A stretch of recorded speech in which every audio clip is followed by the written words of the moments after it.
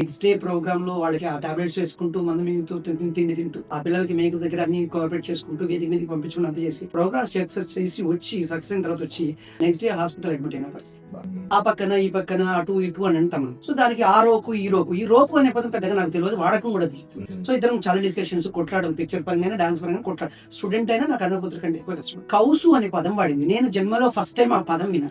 కౌసు ఏంటమ్మా అంటే మీకు తెలుసది, మీకు తెలుసు అంటే ఒక స్త్రీ తత్వాన్ని నిరూపించుకోవడానికి మాతృత్వమే ముఖ్యం. మాతృత్వం ఎప్పుడైతే ఆ స్త్రీకి ఉండదో స్టూడెంట్ ఇందాక తన కింద పనిచేస్తుంది. చాలా ఇప్పుడు అసలు తన టైం దొరకడం కూడా కష్టం, అయినా నాకు వచ్చేస్తుంది. మీరు నాట్యం ఫీల్డ్ కి రాకపోతే అసలు మీరు ఇంకా ఏ వృత్తి ఎంచుకునేవారు? ఇంట్లో మాకు ఏదో ఉండే తాతగారి దగ్గర అక్కడ ఉదయం పని చేసాం. భయం వేసింది ఫస్ట్. ఇక్కడ ఇంగ్లీష్ మీడియం స్కూల్ చెప్పినా మన దగ్గర పెద్ద పట్టించుకునే వాళ్ళు కాదు. కానీ ముల్కనూరు దగ్గర శిశు మందిర్ స్కూల్లో కొన్నాళ్ళు డాన్స్ టీచర్ పనిచేస్తాం. ఆ క్యాలిక్యులేషన్ స్టెప్స్ నాకు అప్పుడు బాగా ఉపయోగపడ్డాయి. ఇది జీవితానికి మూలాధారంగా ఉంటే నువ్వు బ్రతకలేవు అని పండి చెప్పారు. మీరు అడిగిన క్వశ్చన్ అసలు ఆన్సర్. ఏ స్కూల్లోనే చేసినా నా కడుపు నింపింది, నా కుటుంబం అవసరాలు తీర్చింది. స్కూల్ నుంచి బయట నుంచి టచ్ చేయడం చూస్తే కింద పడ్డాడు పైకి. ఆ పడంగానే ఇందులో ఇరిగింది. పక్కన ఇంకా బాగుండే బావిలో కూడా నా అదృష్టం. ఏం చేయాలి, అన్ని స్కూల్ కొలాప్స్ అయిపోయింది. ఎక్కడికి నేను చేయలేను, డైరెక్ట్ ఎప్పుడు నేను ఎంత కష్టం వచ్చినా నాకు తిండి పెట్టింది నృత్యం. అత్తకి బంగారు కిరీటం, పర్ఫెక్ట్ బంగారం స్టోన్స్. తర్వాత ఎవరైనా బంధువులు వచ్చి అమ్మ డాన్స్ చేయమని మన బంధువులు అడిగినప్పుడు మన పిల్లలు చూసి మన బంధువులు ఎవరైతే ఇస్తారో ఆ సర్టిఫికేట్ వాల్యూ ఎంతమందికి చెప్పండి, ఆ 100 మంది ఫీజు అక్కడ తీసుకున్నాం అయిపోతుంది. కళలు ఎప్పుడు కూడా అందరికీ ఇచ్చేవి కావు. కళను ఆస్వాదించడానికి అందరికీ హక్కు ఉంటుంది. ఏళ్ల తరబడి కష్టపడ్డ వాళ్ళు ఎక్కడ పోవాలి, జీవితాలు సాక్రిఫైస్ చేసిన వాళ్ళు ఎక్కడ పోవాలి. ఇంత కఠోరమైనటువంటి తపస్సు చేసినంత గొప్పగా పూర్వీకులు చేశారు. అడిగారు కాబట్టి నా మనోభావాలను మేము పాపం మొట్టమొదటి ప్రదర్శన చేస్తుంది. దయచేసి అందరూ రావాలి, ఆ అమ్మాయి మీ బ్లెస్సింగ్స్ అడుగుతుంది. ఎట్లా చూసారండి అంటే అసలు ఎవరి కళ్ళరెప్పలు వాడట్లే. దైవత దృష్టి అంటా ఉంది. ఇక్కడ నాట్యంలో ఇక్కడ భంగిమిట్లుంది, ఈ కాలు ఇట్లుంది, ఈ చెట్లుంది, అక్కడేంటి ఇక్కడేంటి అంటే ఒక ముద్రను గ్రహించగలిగాడు. ఒళ్ళు జల్దరించి అసలు ఎక్కడికో వెళ్ళిపోతుంది దాదాపు. జస్ట్ సినిమాల్లో విన్నాం, బయట విన్నాం, ఇది స్నేక్ మ్యూజిక్ కదా. బట్ ఆ స్నేక్ మ్యూజిక్ 25% ఆహారం, 25%. ఆ 11వ రోజు వెలుతురు కోసం, సూర్యుడి కోసం ఎప్పుడు లోకం ఎదురు చూస్తుంది. సర్వమాన సౌభ్రాతృత్వం కోరుకునేది, వసుదైక కుటుంబం కోరుకునే విషయ జ్ఞానాన్ని సంపూర్ణంగా సనాతన ధర్మం ఇస్తుంది. అలాగే ఈ పాడ్కాస్ట్ వినే ముందు అందరికీ నాదొక విన్నపం. తప్పకుండా మీ సపోర్ట్ ని మాకు లైక్స్ ద్వారా, కామెంట్స్ ద్వారా, సబ్స్క్రైబర్స్ ద్వారా అందివ్వండి. సరే, ఇప్పుడు మీరు ఎంతో మంది విద్యార్థులకు నాట్యం నేర్పారు. అందులో ఏదైనా ఒక సంఘటన మీ మనసుకు బాగా హత్తుకునేదైనా, లేకపోతే మీకు నొప్పించిందైనా ఏదైనా ఒక సంఘటన మాత్రం షేర్ చేసుకోండి. మీకు ఇంత క్రితం కూడా నాట్యంలో నవరసాలు అని చెప్పాను. సో ఒక సంస్థ నడిపే సందర్భంలో మన వ్యక్తిత్వాన్ని, మన విధానాన్ని తెలిసి నడుచుకుని వాళ్ళు కూడా లబ్ధి పొందుతూ మనల్ని ఇబ్బంది పెట్టకుండా ఉండే సంఘటనలు ఉంటాయి. వాళ్ళు అనుకున్న అవసరం, వాళ్ళ విషయం మాత్రమే పరిగణలోకి తీసుకొని సంస్థ యొక్క మూలం గురించి విషయం, పూర్తి విషయాన్ని పట్టించుకోకుండా, గురువు గురించి పట్టించుకోకుండా డిస్టర్బ్ చేసే వాళ్ళు కూడా ఉంటారు. సో రెండింటిని కూడా అతిగా పొంగడం, అతిగా బాధపడడం. సిచ్యువేషన్స్ అనేవి మన చేతుల్లోకి కొన్ని సందర్భాల్లోనే మనం కంట్రోల్ చేసి తీసుకోగలుగుతాం. కొన్ని సందర్భాల్లో సిచ్యువేషన్ మన చేతిలో ఉండదు అన్నప్పుడు నొప్పించే వాళ్ళతోని జాగ్రత్తగా మెదిలి తప్పించుకుంటాను అక్కడి నుంచి. సో మీకు తగ్గట్టుగా నేను ప్రవర్తించలేకపోతున్నాను కాబట్టి, నాకు ఆ క్వాలిటీస్ లేవు కాబట్టి మీరు ఇతరత్ర ఎక్కడంటే చూసుకోవచ్చు డైరెక్ట్ గా నుంచి. సో వాళ్ళు నన్ను ఇష్టపడ్డారు, నాతో పాటు బాగా ట్రావెల్ చేస్తున్నారు, సో వాళ్ళకి లబ్ధి జరుగుతుంది, నాకు ఇన్స్టిట్యూషన్ కి నాకు లబ్ధి జరుగుతుంది అనుకునే వీళ్ళ వాళ్ళతోని ఇంకా అసలు జాగ్రత్తగా మెదులుతాను. కారణం ఏంటంటే నా నుండి, నా ప్రవర్తన నుండి కానీ, నా అవసరాల నుండి కానీ వాళ్ళకి ఎలాంటి ఇబ్బంది కలగకూడదు. కలిగితే ఈ ట్రావెల్ డిస్టర్బ్ అవుతుంది. ఆల్రెడీ కొన్ని ట్రావెల్స్ డిస్టర్బ్ అవుతాయి. ఉన్న వాటిని కాపాడుకోవడం మాత్రం జాగ్రత్తగా చేస్తాను. అది స్టూడెంట్ నుంచా, స్టూడెంట్ పేరెంట్స్ నుంచా, ఆ స్టూడెంటే బాగా చేస్తుంది కాబట్టి ఆయనకి వాళ్ళకే సహకరిస్తున్నాడు, ఆ పేరెంట్స్ కి, ఆ స్టూడెంట్స్ కి మిగతా పిల్లలు అనుకోవడము, వాళ్ళు ఆ సందర్భంలో ఒకటే కంపారిజన్. సో కోర్టులో బాల్ పెడతాను, ఎవరు ఆడితే వాడతాం. ఒక జతి మేము ముందు పెడతాను, ఆ జతి కాలపై కాలాలు చెప్పడం, దాన్ని నటంగం వేయడం, ఇంకోటితో చేయించాలి, మీరు చేయాలి. అది ముందు పెట్టినప్పుడు వాళ్ళలో లోపం ఏంటో వాళ్ళకి అర్థం అవుతుంది. మా అమ్మాయికి ఇంకా సాధన కావాలండి, కానివ్వండి. సో డిమాండ్స్ అనేవి తగ్గుతాయి. లేదు మీ అమ్మాయి చేయలేదు, మీ అమ్మాయికి ఇంతవరకు ఇచ్చిన ముఖతా చెప్తే వాస్తవం అదే.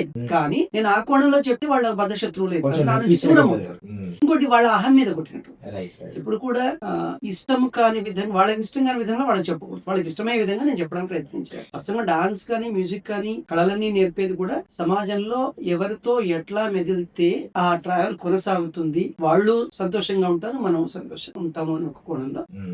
సంఘటన అంటే నేను ఎప్పుడు హార్డ్ సిచ్యువేషన్స్ మనసులో ఉంచుకోను, తీసేస్తాను. ఎందుకంటే నా నెక్స్ట్ ట్రావెల్ కంటిన్యూ కాదు, డిస్టర్బ్ చేస్తుంది, నా సమయం పోతుంది, మనసు శారీరకంగా ఇబ్బంది.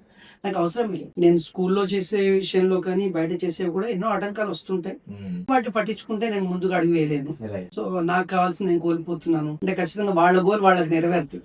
నేను ఎందుకు సరెండర్ అవ్వాలి వాటికి? నేను సరెండర్ అయితే వాళ్ళు సక్సెస్ అవుతారు, నేను ఫెయిల్యూర్. సో దట్స్ వై నేను వాళ్ళ సక్సెస్ కి ఛాన్స్ ఇవ్వను, నా ఫెయిల్యూర్ కి నేను అంగీకరించు. ఇక నాతో బాగా ఉన్న వాళ్ళతోని వాస్తవంగా వాళ్ళ ఆర్థిక పరిస్థితి కానీ వాళ్ళు సమయం కేటాయించే విషయంగా కానీ ఒక ప్రదర్శన ఉంది. ఒకనొక సమయంలో ప్రొద్దుటూర్ కి సంబంధించిన ఒక మిషనరీ స్కూల్ వాళ్ళు సిలోజీ ఫంక్షన్ చేయాలి.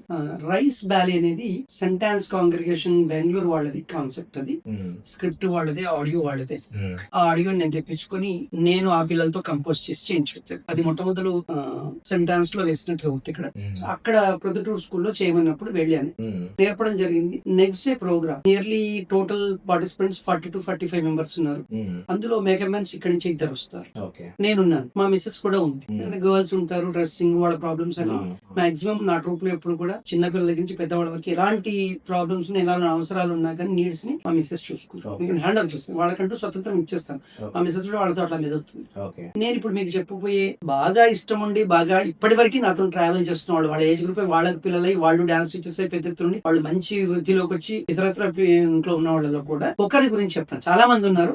ఒకరి గురించి చెప్పడానికి కారణం ఏంటంటే తను చాలా లాసెస్ భరిస్తూ నాతో ఇంకా ట్రావెల్ చేస్తుంది. నా వల్ల కాకుండా నేను చేసే పనిలో తనని మెర్జ్ చేసుకోవడం వల్ల తను కొంత కేర్ తీసుకోవడం, కొన్ని లాసెస్ తనకు జరిగింది. కాబట్టి ఆమెకు నేను వాస్తవంగా జీవితంగా చెప్పండి మా అమ్మ నాన్నకి దొరకపడ్డాను. ఆ అమ్మాయి నాకు కూతురుతో సమానం, కానీ ఆ అమ్మాయి విషయంగా కూడా చెప్పాను. ఆ అమ్మాయి ఆ ప్రొద్దుటూర్ ప్రోగ్రామ్ కి వచ్చే సమయంలో విపరీతమైన కడుపు నొప్పి, జ్వరం. బట్ ఆమె రాకపోతే నాకు ప్రోగ్రామ్ ఫెయిల్యూర్. సో అంతటి బాధతో కూడా నాతోని ఇక్కడి నుంచి ప్రొద్దుటూర్ దాకా కారులో ప్రయాణం చేసి నెక్స్ట్ డే ప్రోగ్రామ్ లో వాళ్ళకి ఆ టాబ్లెట్స్ వేసుకుంటూ మందు మింగుతూ తిండి తింటూ ఆ పిల్లలకి మేకుల దగ్గర అన్ని కోఆపరేట్ చేసుకుంటూ వేదిక మీదకి పంపించుకుని అంత చేసి ప్రోగ్రామ్స్ సక్సెస్ చేసి వచ్చి సక్సెస్ అయిన తర్వాత వచ్చి నెక్స్ట్ డే హాస్పిటల్ అడ్మిట్ అయిన పరిస్థితి. ఆ అమ్మాయి పేరు సేపూరి మాధవి. తను ఆ అమ్మాయితో పాటు ఇంకొక అమ్మాయి నీలిమా అండి. వాళ్ళ మోడ ఇంత ఉన్నప్పుడు ఇక్కడ కచ్చి పెట్టి పంపితే ఆ ముక్కు చిమ్ముడు కూడా నేనే దుడిచేవాడిని. డాన్స్ నేర్పడం కదా ఫస్ట్, ముక్కు చిమ్ముడు కూడా దుడిచేవాడిని వాళ్ళకి. సేపూరి మాధవి సెంట్ ఆన్స్ కాజీపేటలో చదివేది, Neelima Kazipet railway high school లో చదివేది. సో ఇద్దరు నాకు 2 కళ లాంటి వాళ్ళు. ఇంతకంటే గొప్పగా ఉన్న పిల్లలు ఉన్నారు, కానీ వీళ్ళు ఇప్పటికీ నాతో పాటు ట్రావెల్ చేస్తారు. సేపూరి మాధవి నేను తీసుకే పిక్చర్ లో కూడా నాకు అసిస్టెంట్ డైరెక్టర్ గా పనిచేసింది.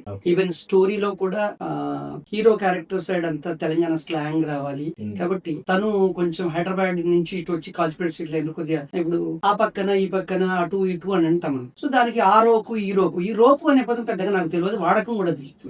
సో ఆ రోకు ఈ రోకు. అలాగే నాన్ వెజిటేరియన్ గురించి జనరల్ పీపుల్ ఏం మాట్లాడుకుంటారు, దాన్ని ఏం పోలిస్తారు నాకు తెలియదు. తను డైలాగ్ రావాలి, ఏమిటంటే మేము ఇది తినేవాళ్ళం, మీ ఇంట్లోకి ఎట్లా రాగలుగుతాం, మీ నాన్నగారి ముందు ఎట్లా నిలబడగలుగుతాం అని చెప్పేసి హీరో పేరెంట్స్ అడిగారు. నువ్వంటే వచ్చావు, మీకు ఆతిథ్యం ఇచ్చే అవకాశం వచ్చావు, సంతోషం. బట్ మేము మీ వాళ్ళ ముందుకు రావడం కొద్దిగా కష్టం కదా అని చెప్పి అక్కడ ఒక పదం పడాలి, నాన్ వెజ్ గురించి పదం పడాలి. అది రూరల్ లో ఉన్న ప్రతి ఒక్క పర్సన్ కి అర్థం కావాలి. ఏం చేయాలి, డైలాగ్స్ అన్ని ఆమెకి ఇచ్చాను. ఆ వర్షన్ ఆమె రాస్తుంది, స్టోరీ నాది, డైలాగ్స్ తన రాస్తుంది, దీంట్లో రాస్తుంది. సో ఇద్దరం చాలా డిస్కషన్స్, కొట్లాడడం, పిక్చర్ పరంగా డాన్స్ పరంగా కొట్లాడు. స్టూడెంట్ అయినా నాకు కన్నపుత్ర కంటే ఎక్కువ కష్టపడి కౌసు అనే పదం వాడింది. నేను జన్మలో ఫస్ట్ టైం ఆ పదం విన్నా. కౌసు ఏంటమ్మా అంటే మీకు తెలుస్తుంది, మీకు తెలియదు. ఇప్పటికీ నేను అడుగుతాను, ఎందుకంటే నవ్వు ఊరుకుంటే మా లాంగ్వేజ్ లో అట్లా మాట్లాడతాం. నాన్ వెజ్ యొక్క టేస్ట్ స్మెల్ తెలిసేది అది, దాన్ని వాడతాం. సో ఆ పదం వాడింది చాలా. ఇంకొన్ని చోట్ల తను నాకంటే చిన్నది, కూతురు స్థాయిలో ఉంది. వాళ్ళ హస్బెండ్ నావీలో సబ్మెరీన్ ఇంజనీర్ గా చేసి రిటైర్డ్ అయ్యి ఇప్పుడు SBI లో ఒక మేనేజర్ గా చేస్తున్నారు, రిటైర్డ్. వాళ్ళిద్దరు హెల్ప్ చేసేవాళ్ళు, చాలా వరకు చేసేవాళ్ళు. ఆ అమ్మాయి ఒక సందర్భంలో హీరోయిన్ కి అంటే ఒక స్త్రీ తత్వాన్ని నిరూపించుకోవడానికి మాతృత్వమే ముఖ్యం. మాతృత్వం ఎప్పుడైతే ఆ స్త్రీకి ఉండదో స్త్రీగా పరిగణించబడదు, పరిపూర్ణ స్త్రీ అనబడదు అని లక్ష్మీ అమ్మవారు ఈ హీరోయిన్ ప్రవచనం చేసే దగ్గరికి మారువేషంలో వచ్చి అక్కడ ఎవరో విజిటర్స్, ఆ ప్రవచనం విజిటర్స్ ఆమెను అడిగితే ఆమె క్వశ్చన్ ఆన్సర్ చేయలేకపోతుంది. అప్పుడు ఈ లక్ష్మీ అమ్మవారు ఆడియన్స్ లో నుంచి ఒక ప్రేక్షకురాలిగా సమాధానం చెప్పు. ఈమె ఆలోచించే లోపు కొంత దూరం వెళ్ళిపోతుంది. ఆమె ఈవిడ ఎత్తుకుంటూ వస్తుంది, ఆవిడ ఎవరు తెలుసుకుందామని చెప్పేసి. ఈ లోపు ఆవిడ అప్రత్యక్షం అవుతుంది. సో అప్పుడు ఈమె రియలైజ్ అయ్యి ఇంటికి వెళ్ళేసరికి సిచ్యువేషన్ కొద్దిగా ఉంటుంది. సో వాళ్ళిద్దరి మధ్య సఖ్యత నేను సృష్టించాను. ఆ సృష్టించడంలో నేను పాతకాలం వాడిని కాబట్టి, ఆమె ఈ కాలం అమ్మాయి కాబట్టి, నా వర్షన్ కంటే ఆమె వర్షన్ వచ్చింది 100% సక్సెస్ అయింది అక్కడ. సో అలా అక్కడ పనిచేస్తుంది. డాన్స్ లో కూడా చాలా వరకు 100% నేను నేర్చుకున్న విద్యలో ప్రతి ఒక్క అంకం, ప్రతి ఒక్క విషయం పరిపూర్ణంగా ఆవిడ దగ్గరే నేర్పించండి. నేను నా గురువుని నాకు ఇచ్చిన సబ్జెక్ట్ బ్యాంక్ ని పూర్తిగా ఆమెకి ఇవ్వడం సార్. సో ఇప్పటికీ ప్రస్తుతం డాన్స్ క్లాసెస్ చెప్పదు. తను ఇంటీరియర్ డెకరేషన్ ఇది ఇచ్చేస్తుంది. 300 మంది దాకా తన కింద పనిచేస్తుంది. చాలా ఇప్పుడు అసలు తన టైం దొరకడం కూడా కష్టం. అయినా నాకు వర్క్ చేస్తుంది. ఫలానా చోట ప్రోగ్రామ్ ఉందమ్మా, ఫలానా 1-2 మంత్స్ మేము చెప్తాం, అడ్జస్ట్ చేసుకుని పెట్టుకుని వస్తుంది. చాలా ఎంత ఆర్థికంగా ఎంత ఎదిగినా, సబ్జెక్ట్ పరంగా ఎంత ఎదిగినా తను డిప్లొమా సర్టిఫికేట్ అయిపోయింది. డిప్లొమా కూడా అయిపోయింది. డాన్స్ డిప్లొమా అయిపోయింది. దగ్గర నుంచి డిస్టింక్షన్ ఏదో వచ్చింది సార్. డిప్లొమా మంచి స్థాయిలో వచ్చింది. సేఫ్పురి మాధవి అని చెప్పి తను బాగా కోఆపరేట్ చేస్తుంది. కాకపోతే వాళ్ళ పేరెంట్స్ కూడా నాతో బాగా ఉండేవాళ్ళు. పేరెంట్స్ లేరు తనకి. ఇప్పుడు ఒక్కతే కూతురు, వాళ్ళ పేరెంట్స్ కూడా పోయారు.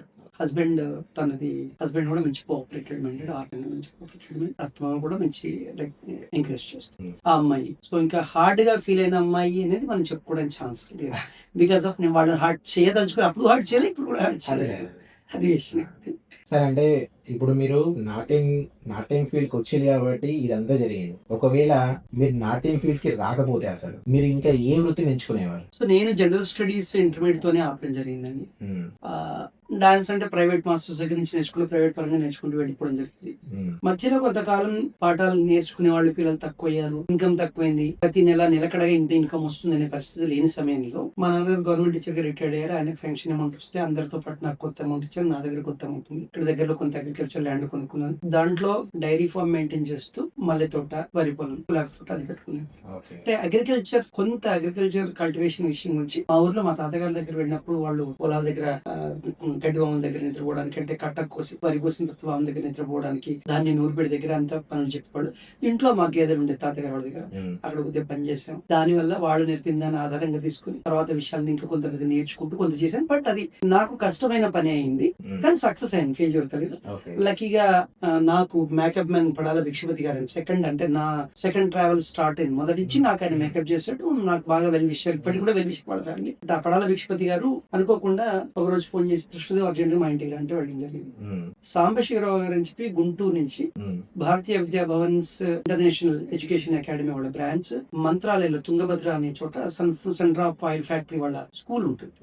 వాళ్ళకి భారతీయ విద్యా అఫిలియేషన్. వీరు అంతకు ముందు BHE లో చేసేవారు. అక్కడ ప్రిన్సిపల్ గా వెళ్ళారు. అక్కడ ఝాన్సీ అని ఒక అమ్మాయి డాన్సర్ గా చేసేది. ఆవిడ మానేసానికి ఇంకా ఆవిడ ఎవరు వచ్చి సంగీత మాస్టర్ గా స్టూడెంట్ వచ్చారు. అక్కడ ఏదో ప్రాబ్లం అవడం వల్ల నన్ను పిలిచారు. వెళ్ళాను. సరే అది English medium school up to 4th వరకే ఉండింది. నేను తెలుగు మీడియం లో చదువుకున్నాను. భయం వేసింది ఫస్ట్. ఇక్కడ ఇంగ్లీష్ మీడియం స్కూల్ చెప్పినా మన దగ్గర పెద్ద పట్టించుకునే వాళ్ళు కాదు. కానీ అది ఒక భారతీయ విద్యా standard school, international standard school. ఆ కాలంలో అంత స్టాండర్డ్ గా ఉంది, స్టాఫ్ అంతా బాగుంటుంది, ఎట్లా ఏంటి. కానీ నేను అర్జెంట్ గా వెళ్ళగానే పెర్ఫార్మ్ చేయించాల్సింది పిల్లలతోని గ్రౌండ్ లో 15th ఆగస్ట్ కి క్లాసికల్ గెటప్ లో ఉండి చేయించాను. మరి అక్కడ వాళ్ళకి ఏమొచ్చో తెలియదు, నాకు నేనేం చెప్పగలుగుతాను ఇంత తక్కువ సమయంలో తెలియదు. ఇప్పుడు నేను కొన్ని రోజులు అనుకోకుండా నా జీవితంలో ముల్కనూరు దగ్గర శిశు మందిర్ స్కూల్లో కొన్నాళ్ళు డాన్స్ టీచర్ పనిచేస్తాను. అక్కడ శాఖా వాళ్ళు లెజిమ్స్, ఇప్పుడు మనం యోగ్ చాప్ శాఖా లెజిమ్స్ అవి నేర్పించారు. ఆ నేర్పించిన సమయంలో కొన్ని నేను కూడా వాళ్ళ దగ్గర స్టెప్స్ నేర్చుకుని డాన్స్ లో ఎట్లా ఇంప్లిమెంట్ చేయొచ్చు అంటే అందులో ఆ క్యాలిక్యులేషన్స్ ఇక్కడ కూడా సేమ్ క్యాలిక్యులేషన్స్ ఉంటాయి. మ్యూజిక్ అంటే లిటరేచర్ కానీ మ్యూజిక్ కానీ డాన్స్ కానీ ఎనీ ఇన్స్ట్రుమెంట్ కి సేమ్ క్యాలిక్యులేషన్. ఆ క్యాలిక్యులేషన్ స్టెప్స్ నాకు అప్పుడు బాగా ఉపయోగపడ్డాయి. అవి గుర్తు చేసుకుని వాళ్ళు ఫోన్ చేసిన రోజు రాత్రి నా దగ్గర సాంగ్స్ ఏవి లేవు వాళ్ళకి సంబంధించి. ఇక్కడ శాఖ శివనగర్ లో శాఖ నడుస్తుండే. ఆ ట్యూటర్ దగ్గర దొరకబట్టుకుని అతని దగ్గరికి వెళ్ళి అక్కడ దగ్గర వాళ్ళ సాంగ్స్ కి సంబంధించిన స్క్రిప్ట్స్ సంబంధించిన బుక్స్ తీసుకుని ఒక సాంగ్ అప్పటిదప్పుడు నాకు చాలా ఏళ్ల కింద కాబట్టి గుర్తులేక అతను అడిగాను. ట్యూన్ చెప్పారు. జయము జయము భరత మాత, జయము నీకు జగన్మాత, ఈ జగన సాటి ఎవ్వరే ఓయమ్మ నీకు. సో ఇలా వచ్చి భారతదేశంలో ఉన్నటువంటి పుణ్యనదుల గురించి, దెన్ భారతదేశం సంబంధించిన భూమిలో నిక్షిప్తమైనటువంటి అమేయమైనటువంటి గొప్ప సంపద గురించి, రత్నాల గురించి, పోతే లోహాల గురించి, కోల్ గురించి చాలా బాగుంటుంది. మొత్తం విశ్లేషణ అబౌట్ ద ఇండియన్ లో ఉన్నటువంటి ఇండియన్ పార్ట్ గురించి బాగా గొప్ప విశ్లేషణ. సో దాన్ని తీసుకుని ఇక్కడ నుంచి డైరెక్ట్ గా హైదరాబాద్ వెళ్ళి ట్రైన్ ఎక్కి అక్కడ గడపలో దిగాను. అక్కడ నుంచి తుంగభద్రలో దిగి డైరెక్ట్ స్కూల్ కి వెళ్ళాను. ఈ యోగ్ షాప్స్ ఉన్నాయని ముందే చెప్పారు వాళ్ళు. అప్పుడు ఆ ట్రైన్ జర్నీలో నేను ప్లాన్ చేసుకున్నాను కొరియోగ్రఫీ. అంతా. సింపుల్ స్టెప్స్ కొరియోగ్రఫీ చేసుకుని బుక్ పెట్టుకుని రాసుకున్నాను. ఎందుకంటే క్లాసికల్ ట్రెడిషన్ నుంచి నేను బయటకు వచ్చాను. ఫస్ట్ టైం ట్రెడిషన్ ఐటమ్స్ నుంచి బయటకు వచ్చాను. అంటే నా మొదటి గురువు గారు అతను ట్రెడిషన్ చేయించారు. తక్కిన గురువు గారు ట్రెడిషన్, అంటే ట్రెడిషన్ దాటి దాని బయటకు వచ్చింది. అది మొత్తం కారణం ఏంటి, వాళ్ళ అవసరాన్ని నేను తీర్చాలి. తీరిస్తే నేను ఆ పోస్ట్ లో ఉంటాను. ఇంకోటి, నేను ఈ ఫీల్డ్ వదులుకోవచ్చు, ఈ హార్డ్ ఫీల్డ్ వదులుకొని మళ్ళీ నా ఫీల్డ్ లోకి రావచ్చు. ఇంకా రెండో అవకాశం, రెండోసారి నాకు ప్రాణదానం జరుగుతున్నట్టు అక్కడ అని చెప్పి వెళ్ళి ఒక 3 రోజులు కష్టపడ్డాను. 4వ రోజు ప్రదర్శన అయింది చక్కగా. 45 మంది పిల్లలతో చేయించాం. బాగా జరిగింది. ఆ కంపెనీ GM కూడా వచ్చారు. అప్పుడు విన్నాను మీరు కొత్తగా వచ్చారు. నాకు ఇంగ్లీష్ పెద్ద ఐ హర్డ్ అన్న, ఓకే ఇంగ్లీష్ అది ఏం చెప్పాలి. సో ఓకే, తర్వాత అడిగారు మరి మీకు ఇంగ్లీష్ రాదట. ఆయన ఎక్కడ అని చూస్తే అనంతపురం. మీకు ఇంగ్లీష్ పెద్దగా రాదట, మీరు తెలుగులో చెప్పుకోవచ్చు, క్లాసికల్ డాన్స్ కదా, మ్యూజిక్ అండ్ డాన్స్ చెప్పడం no problem. Okay, full free bird. ఎందుకంటే లాంగ్వేజ్ ప్రాబ్లం అనేది వచ్చిపోయింది. అప్పటి వరకు నేను ఇంటెలిజిబుల్ కాదు కదా, నా దగ్గర ఒక మైనస్ పాయింట్ ఉంది అన్న దాంతో నేను వర్క్ చేయలేకపోతుంది. అది ప్రిన్సిపల్ గారు కనిపెట్టారు. ఆయన చెప్పినట్టు ఆయనతో అనిపించాడు నేను అనుకున్నాను. సో అప్పుడు ఫ్రీ బర్డ్ నేను దాదాపు ఒక 3 years నేను 3 days అక్కడ ఉండేది, 4 days ఇటు వచ్చాను. ఫుల్ పేజ్ వర్క్ చేస్తాను. మంచి సాలరీ ఇచ్చేవాళ్ళు, మంచిది. ప్రిన్సిపల్ గారు అక్కడి నుంచి ట్రాన్స్ఫర్ అవుతూ సాంఘీ భారతీయ విద్యాభవన్కి వచ్చారు. సాంఘీ వాళ్ళది పాలిస్టర్ కంపెనీ ఉంటుంది, రామాజీ పాలిస్టర్ ప్లస్ వార్తా పేపర్ కూడా ఉంటుంది. ఆ ఎంప్లాయీస్ అందరి పిల్లల కోసం స్కూల్ వాళ్ళు ఫ్రీ ఆఫ్ కాస్ట్ గా ఎడ్యుకేషన్ ఇచ్చేవాళ్ళు. ఆ భవన్స్ లో కూడా నేను కొన్నాడు పనిచేసిన సమస్య. ఆ తర్వాత ఏదో ఫెస్టివల్ కి వచ్చిన తర్వాత ఇక్కడ సెంట్ ఆన్స్ లో ఆపర్చునిటీ వచ్చింది. సార్ ఆ తిరగడం, అందరిని వదిలిపెట్టిపోవడం అని చెప్పేసి ఇటు షిఫ్ట్ కావడం. అంటే ఈ స్కూళ్ళలో చేస్తూ ఎక్కడ చేసినా వాళ్ళకి తదనుగుణంగా మెదలడం ఒకటి అలవాటు చేసుకున్నాను. మాక్సిమం నాకు రాంది వాళ్ళ దగ్గర ఉంటే నేర్చుకోవడం. వాస్తవంగా నేను మంత్రాలయం స్కూల్లోనే ఎంత పక్కా తెలుగు మీడియం, అసలు ఇంగ్లీష్ అంటే నాకు పెద్ద బద్ధశత్రు. అట్లాంటిది కొంత అక్కడ 4th class పిల్లల ద్వారా నేర్చుకున్నాను. వాళ్ళు ఏం మాట్లాడుతాం, కన్వర్జేషన్ ఏంటి, అసలు సిచ్యువేషన్ ఏంటి. సార్ లక్కీగా హావభావాలు డాన్స్ కాబట్టి తెలుసుకోవడం. నేను నేర్పిన దానికంటే నేర్చుకునేది ఎక్కువ అనుకుంటున్నాను ప్రస్తుతం అక్కడి నుంచి. సో మంత్రాలయం ఇక్కడికి వచ్చిన తర్వాత కొంతవరకు నేర్చుకుని. సెంట్ ఆన్స్ అంటే పర్ఫెక్ట్ మిషనరీ స్కూల్, పక్కా ఇంగ్లీష్. సో టీచర్స్ ఎట్లా బిహేవ్ చేస్తున్నారు అంతా. వాస్తవంగా నేను ఇంగ్లీష్ లో కొంతవరకు అండి, ఇప్పటికి కూడా తరోగా ఏం లేను, బట్ వాళ్ళ దగ్గర నుంచి నేర్చుకున్నాను. ఫాతిమా స్కూల్ లో కూడా అదే నడుస్తుంది. ఈ సిచ్యువేషన్స్ లో కళ ఎప్పుడు కూడా చాలా మంది నాకు అడ్వైజ్ ఇచ్చేవాళ్ళు, ఇది జీవితానికి మూలాధారంగా ఉంటే నువ్వు బ్రతకలేవు అని పాయింట్ చెప్పారు. మీరు అడిగిన క్వశ్చన్ కి అసలు ఆన్సర్. మూలాధారంగా ఉంటే ఎకనామికల్ గా నువ్వు ఎప్పుడు డెడ్ లో ఉంటావు, ఎప్పుడు ఆశించే స్థాయిలో ఉంటావు. ఇవ్వలేకున్నా కానీ ఆశించే స్థాయిలో ఉండొద్దు మనిషి ఎప్పుడు కూడా. నీ రిక్వైర్మెంట్ ఎంత ఉందో, నీ నీడ్స్ ఎంత ఉందో అంత అమౌంట్ నువ్వు సంపాదించగలగాలని చెప్పి చెప్పేవాడు. తాతగారి ప్రోత్సాహంతో వచ్చాను. నాన్నగారేమో చదువు సంధ్య పక్కన పెట్టి ఇవన్నీ తిరుగుతున్నావు, నీ ఇష్టం, మరి నువ్వు ఎట్లా బతుకుతా నీ ఇష్టం, అది నా శక్తి ఉన్నంత నేను సాయం చేస్తాను, తర్వాత మీ ఇష్టం. లౌకికంగా జనరల్ గా అందరూ అనుకున్నట్టుగా పెళ్లి సమయం వచ్చింది, ఈ వయసు వచ్చింది, పెళ్లి చక్కని తెలిసిన అమ్మాయితో బంధువులు అమ్మాయిని ఇచ్చారు, చేశారు, పిల్లలు, సంసారం నడుస్తుంది. కానీ ఈ సంసారం నడవడంలో డబ్బు అవసరం పెరుగుతోంది. నేను డైరీ ఫామ్ లో ఉన్న సమయంలోనే పెళ్లి జరిగింది. అప్పుడు నా దగ్గర ఉన్న డబ్బు తక్కువ, అంటే స్థిరాస్తి ఉంది నాకు, కానీ లిక్విడ్ నా చేతిలో లేదు. చాలా అవసరాలు కొత్త వచ్చి పడుతున్నాయి. పెళ్లి జీవితం కట్టి, గృహస్థ జీవితం కట్టి, భాగస్వామ్యం వచ్చింది, పిల్లలు ఖర్చులు పెరుగుతున్నాయి. ప్రతిదానికి నాన్న నీ దగ్గర ఉన్నాయని అడగడం కొంత ఇబ్బందికరంగా అనిపిస్తుంది. సో ఏం చేయాలి లక్కీగా ఇది వచ్చింది. మంత్రాలయం ఇది వచ్చిన తర్వాత ఇట్లా లాభం లేదు, ఇంకా దీన్ని పక్కన పెట్టేసి మొత్తం ఫీల్డ్ లోనే ఉందాం, dance field. So dance field లో లక్కీగా నాకు ఏ స్కూల్లోనే చేసినా నా కడుపు నింపింది, నా కుటుంబం అవసరాలు తీర్చింది. స్కూల్ నుంచైనా బయట నుంచి. ఈనాటికి నా కుటుంబంలో 5గా ఉన్న వాళ్ళందరం కూడా 5,000 చక్కగా నోట్లోకి ప్రతి పూట వెళుతున్నాయి. అది కూడా లోటు లేకుండా వెళుతున్నాయి, అవసరాలు తీరుతున్నాయి. దాని నుంచి నేను కొంత సంపాదించింది, దాంతోనే ఆ సంపాదించిన డబ్బుల నుంచి నేను ఫిలిం కూడా పెట్టుబడి పెట్టడం జరిగింది. ఏదైతే అగ్రికల్చర్ నాన్నగారు ఇచ్చారు, నేను సంపాదించిన కొంత పెట్టాను. ఆ భూమి అమ్ముకొని అది అమ్ముకొని నేను పిక్చర్లో పెట్టుబడి పెట్టాను. లక్కీ అది కరెక్ట్, అది సక్సెస్ అయితే నా అమౌంట్ నాకు వస్తుంది. ఇప్పుడు మళ్ళీ ఇది 3rd ఛాన్స్ ఏంటంటే, స్కూళ్ళలో చెప్తున్నప్పటికీ ఒక సందర్భంలో నేను 9 స్కూళ్ళలో పార్ట్ టైం చేస్తున్నాను. చేస్తూ ఇక్కడ ఇప్పుడు మీకు బంధువే వినోద గారు, వాళ్ళ ఇంట్లోనే పక్క షట్టర్, ఇప్పుడు రేషన్ షాప్ షట్టర్ పక్క షట్టర్ లో జనరల్ స్టోర్స్ కిరాణం స్టోర్ కూడా పెట్టాను.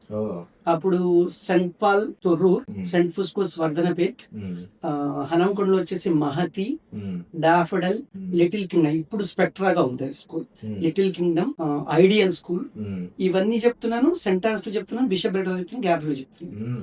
ఆ సిచ్యువేషన్ లో అన్ని పార్ట్ టైం, ఎక్కడ ఫుల్ టైం ఒప్పుకోలేదు. ఎందుకంటే ఫుల్ టైం అంత బేర్ చేయలేదు, వాళ్ళు అంత ఇవ్వలేదు. బట్ నాకు నీడ్ ఎక్కువ ఉంది అమౌంట్.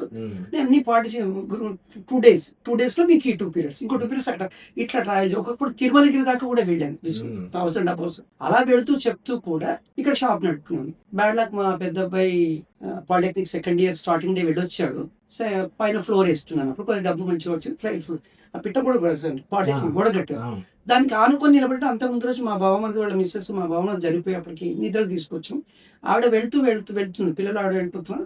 మా మిస్సెస్ ఉండి మా పెద్దని పిలిచి అరే అత్తయ్య వెళ్తుందిరా అంటే వాడు ఆ గోడ టచ్ చేయ ముందు చూస్తే కింద పడ్డాడు పైన. ఆ పడంగానే ఇందులో ఇరిగింది. పక్కనికి బాగుండే బావిలో కూడా నా అదృష్టం అనుకున్నా, పిల్లలు నాకు తగ్గాడు. ఇమీడియట్ సత్య హాస్పిటల్కి వెళ్ళాను, బచ్చు రాధాకృష్ణ. వారు ఇమీడియట్ అదే రోజు ఆపరేషన్ చేశారు చక్కగా. ఎందుకంటే ఈ చిన్న చేసిన వాళ్ళు పరిచయం, మేమంతా బ్రాహ్మణ పరిచయం. ఆయన ఆపరేషన్ చేశారు, సెట్ అయ్యారు. అప్పుడు వాడు అబౌవ్ 16 years, తల్లి ఏం చేయలేదు, బెడ్ మీద ఉన్నాడు పిల్లాడు. ఏం చేయాలి అన్ని స్కూల్ కొలాప్స్ అయిపోయినాయి. ఎక్కడ నేను చేయలేను, డైరెక్ట్గా చెప్పి దాన్ని బట్టి చెప్పి ఒక్కటి ఓన్లీ సెంట్ ఫుడ్స్ కోసం వర్ధనపేట ఒక్కటి వచ్చుకున్నాను. ఎందుకంటే జస్ట్ 1 hourలో వెళ్తాను. 1 hour అది వీక్లీ 2 days 3 periods ఉండేది నాకు. అది కూడా 10th సెకండ్ పీరియడ్ నుంచి ఉండేది. వీడికి అన్నీ చేసుకుని అక్కడికి వెళ్ళి వాళ్ళకి చెప్పి మళ్ళీ 1 గంటకు వచ్చి వీడికి లంచ్ తినిపించి షాప్ కొలాప్స్ అన్నీ పోయినాయి. అది ఇంకా అప్పుడు మొత్తం ఆర్థికంగా మొత్తం పడిపోయాను, ఏం చేయలేని పరిస్థితి. సరే నా దగ్గర అంతకుముందు ఉన్న లిక్విడ్ని సర్దుకుంటూ వచ్చాను. అప్పుడు చాలా డిస్టర్బెన్స్ వచ్చింది లైఫ్లో. దాదాపు ఒక 3-4 years చాలా సడన్. ఎందుకంటే అందరూ నమ్మకం పోయింది నా మీద. సడన్గా వదిలిపెట్టిపోయాడు స్కూల్ అన్ని. ప్రతి స్కూల్ అడిగింది, మీరు అంత మంచిగా చేసి సడన్గా వదిలిపెట్టారు, మేము డిస్టర్బ్ అయిపోయాం. మళ్ళీ పోయి మొహం చూపించుకున్నా అదే మాట వచ్చింది. ఏం చేయాలి, ఇంత పెద్ద మాట వచ్చింది నాకు సమాజంలో, నేను ఎట్లా సెట్ కావాలి. ఆ సమయంలో వాస్తవంగా మేము శ్రీ వైష్ణవ సాంప్రదాయం కాబట్టి శ్రీరంగనాథుడు మాకు మూలవాడు. విష్ణుమూర్తి తర్వాత శ్రీరంగనాథుడు మనం తెచ్చేస్తాం. ఒకప్పుడు మడికొండ ఆస్థానం అంటే 21 ఊర్ల వద్దన మాకు ఉండేది. మా వారమాముల వాళ్ళకి ఇక్కడ రంగనాథ స్వామి ఆలయం కూడా మా అండర్లో నడిచేది. తర్వాత వేరే వాళ్ళకి హ్యాండ్ ఓవర్ చేసి ఇక్కడ వాళ్ళు అక్కడ వెళ్ళిపోవడం వల్ల అది ఇదైపోయింది అని చెప్పి అప్పుడు తెలంగాణ ఉద్యమంలో కూడా చాలా పార్టిసిపేట్ చేశాను. తెలంగాణ ఉద్యమంలో 365 కిలోలు ఆధ్యాత్మిక పాదయాత్ర యువత చనిపోతున్నారని చెప్పి మన రంగశాయిపేట రామాలయం నుంచి మొదలుపెట్టి 365 kilometers మన 2 districts తిరిగి పాదయాత్ర హనుకొండలో ముగించడం జరిగింది. ఆ సిచ్యువేషన్లో రంగనాథ స్వామి ఆలయం నుంచి చేయలేక రామాలయం నుంచి చేయగలుగుతున్నాను అని చెప్పి ఒక బాధ అనిపించింది. తెలంగాణ అప్పుడు ఢిల్లీకి వెళ్ళడం, కోదండరామ్ గారి ఆధ్వర్యంలో బాగా పనిచేసేవాడిని. కోదండరామ్ గారు ప్లస్ ఇదే అయిపోయినాను. ఇక్కడ వచ్చేసి మనకి సీతారాం నాయక్ గారు, వీళ్ళు బాగా పరిచయం. సో వీళ్ళ ద్వారా వర్క్ చేసేవాడిని. అట్లా ఢిల్లీకి వెళ్ళే మంచి పరిచయాలు ఉన్నాయి. కానీ నా పరంగా నాకు సంబంధించి ఏమి హెల్ప్ చేయలేదు. ఈ సమయంలో తెలంగాణ వచ్చింది. అప్పుడు సరే సురేఖ గారు వీళ్ళందరూ పరిచయం పెట్టి వెళ్ళడం కాబట్టి రంగనాయక స్వామి ఆలయాన్ని ఓపెన్ చేద్దామని అక్కడ వాళ్ళందరితో కూర్చొని మాట్లాడి ఒక 6 years అది చేస్తూ అక్కడి నుంచి నాకు పెద్ద ఇన్కమ్ ఏం లేదు. అది మొదలు పెట్టాను. 15 రోజులకు నాకు ఒక స్కూల్ వచ్చింది. ఆ పేరు వాళ్ళు అనుకుని వాళ్ళు అంతకుముందు చాలా మంది ప్రయత్నం చేశారు, సక్సెస్ కాదు, కూడా తీయలేకపోతుంది. అది లక్కీగా కార్తీక మాసంలో ద్వాదశి రోజు అనుకుంటాను చేశాను. సో చక్కగా 6 సంవత్సరాల కళ్యాణం మాత్రంగా గొప్పగా జరిగింది. అది చేస్తూ ఆ ఆలయం భగవంతుడి సేవ చేస్తున్న సమయంలో ఒక స్కూల్ వచ్చింది, బ్రతికిపోతున్నాను. అక్కడి నుంచి పెద్ద ఏం ఇన్కమ్ ఉండదు, ఆశించకుండానే చేస్తాం అనుకున్నాం. అదే పరంగా నడుచుకుంటుంది. కళ్యాణం జరగడం, పెద్ద రామచంద్ర జీయస్వామి గారి భాష్యకారపేట రామచంద్ర జీయస్వామి గారు ఇక్కడికి ఆహ్వానించాం. స్వామివారు వచ్చారు ఇక్కడ అప్పుడు లక్ష్మీయాత్ర గురించి లక్ష్మీయాత్ర నుంచి వారు పాదయాత్ర చేస్తున్నారు స్వామివారు. ఆ పాదయాత్ర జరిగింది. వారు కొత్త ఆలయం కట్టుకుంటే ₹1,00,000 డొనేట్ చేస్తానని చెప్పి మాట ఇచ్చారు. కొత్త ఆలయం ప్లాన్ అయింది. తర్వాత కొద్దిగా వేరే డిస్టర్బెన్స్ వల్ల ఇదైపోయింది. ఈ లోపు నాకు చాలా స్కూల్ వచ్చి నేను కంటిన్యూ చేస్తున్నాను. మళ్ళీ యథాతథ స్థితికి వచ్చింది. అప్పుడు ఏమనిపించింది అంటే నాకున్న టాలెంట్కి ఇక్కడే ఉండడం ఎందుకు ఇబ్బంది. అప్పుడు మళ్ళీ తిరిగి ఫాతిమా కూడా ఇన్వైట్ చేశారు. ఫాతిమా వాళ్ళు మళ్ళీ సిస్టర్ నిర్మల గారు అని వచ్చారు, ఆవిడ ఇన్వైట్ చేశారు. పిలిచి కృష్ణదేవ్ నువ్వు ఇట్లా ఇది అయిపోయినా కదా, లేదు మళ్ళీ కంటిన్యూ. ఇది 2015 అనుకుంటా, 15 or 16 ఆవిడ మళ్ళీ ఇచ్చారు. ఇస్తే ముందు నేను చెప్పాను, మ్యామ్ నేను ఇట్లా మరి ఒక 6 months నుంచి 1 year వరకు ఫిలిం ఫీల్డ్లో ఉంటాను, నేను రాలేనప్పుడు నా అసిస్టెంట్ పంపుతాను, దానికి అగ్రీ అయితే చేస్తాను, నో ప్రాబ్లం, మీరు 6 months కాదు 1 year అయినా ఉండండి, మీ డెవలప్మెంట్ చూసుకుంటున్నారు, మీరు మంచిగా చెప్పారని చెప్పి ఆవిడ ఇచ్చిన తర్వాత నాకు కొద్దిగా సపోర్ట్ అయింది. ఎందుకంటే ఆ శాలరీ వస్తుంది, కొంత అసిస్టెంట్కి ఇచ్చినా కొంత నా ఫ్యామిలీ నడుస్తుంది, నేను ఫీల్డ్లో ఉండాలి. అప్పుడు నాకున్న ఏదైతే ల్యాండ్ ఉందో దాంట్లో నా చేతిలో ఉన్నది, మిగతా అంతకుముందు కొంత ఆ మెస్ ఫీల్డ్లోకి వెళ్ళడం జరిగింది. అంటే అది 3rd time నాకు. ఇంకా అప్పటి నుంచి ఏమనిపించింది అంటే, ఒకటి ఎప్పుడు నేను ఎంత కష్టం వచ్చినా నాకు తిండి పెట్టింది నృత్యం. సరే అది మా తాతగారి యొక్క అనుగ్రహమా, భగవద్ అనుగ్రహమా, నాకు నేర్పిన గురువుల యొక్క దానం, వాళ్ళు దానం చేసిందే కాబట్టి వాళ్ళు ఇచ్చిన తిండే నేను తింటున్నాను. ఇది మానేసి మాత్రం చేయకూడదు. సాధ్యమైనంత వరకు ఒకరికో ఇద్దరికో 10 మందికో ఒక చోటైనా పాఠం చెప్పుకుని మిగతా పని చేసుకో. ఇప్పుడు బయట నేను ఎక్కువ క్లాసెస్ చెప్పినా బయట ఇక్కడ ప్రోగ్రామ్స్ పిల్లల్ని తీసుకెళ్ళాను. కారణం ఏంటంటే ఎంట్రీ ఫీజెస్ కట్టేయాలి, మేకప్ డ్రెస్సులు అన్నీ కొనిపియాలి. ఆ ఎంట్రీ ఫీజు కడితేనే వాళ్ళు అక్కడ అవకాశం ఇస్తారు.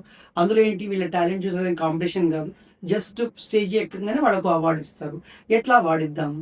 దీనికి మధ్యలో మీకు చెప్పాల్సిన ముఖ్యమైన పాయింట్ మర్చిపోయింది ఏంటంటే, ఫాతిమా గర్ల్స్ హై స్కూల్లో నేను ఫస్ట్ టైం చేసినప్పుడు 2003లో మాకు గోల్డెన్ జూబ్లీ ఫంక్షన్ అయింది.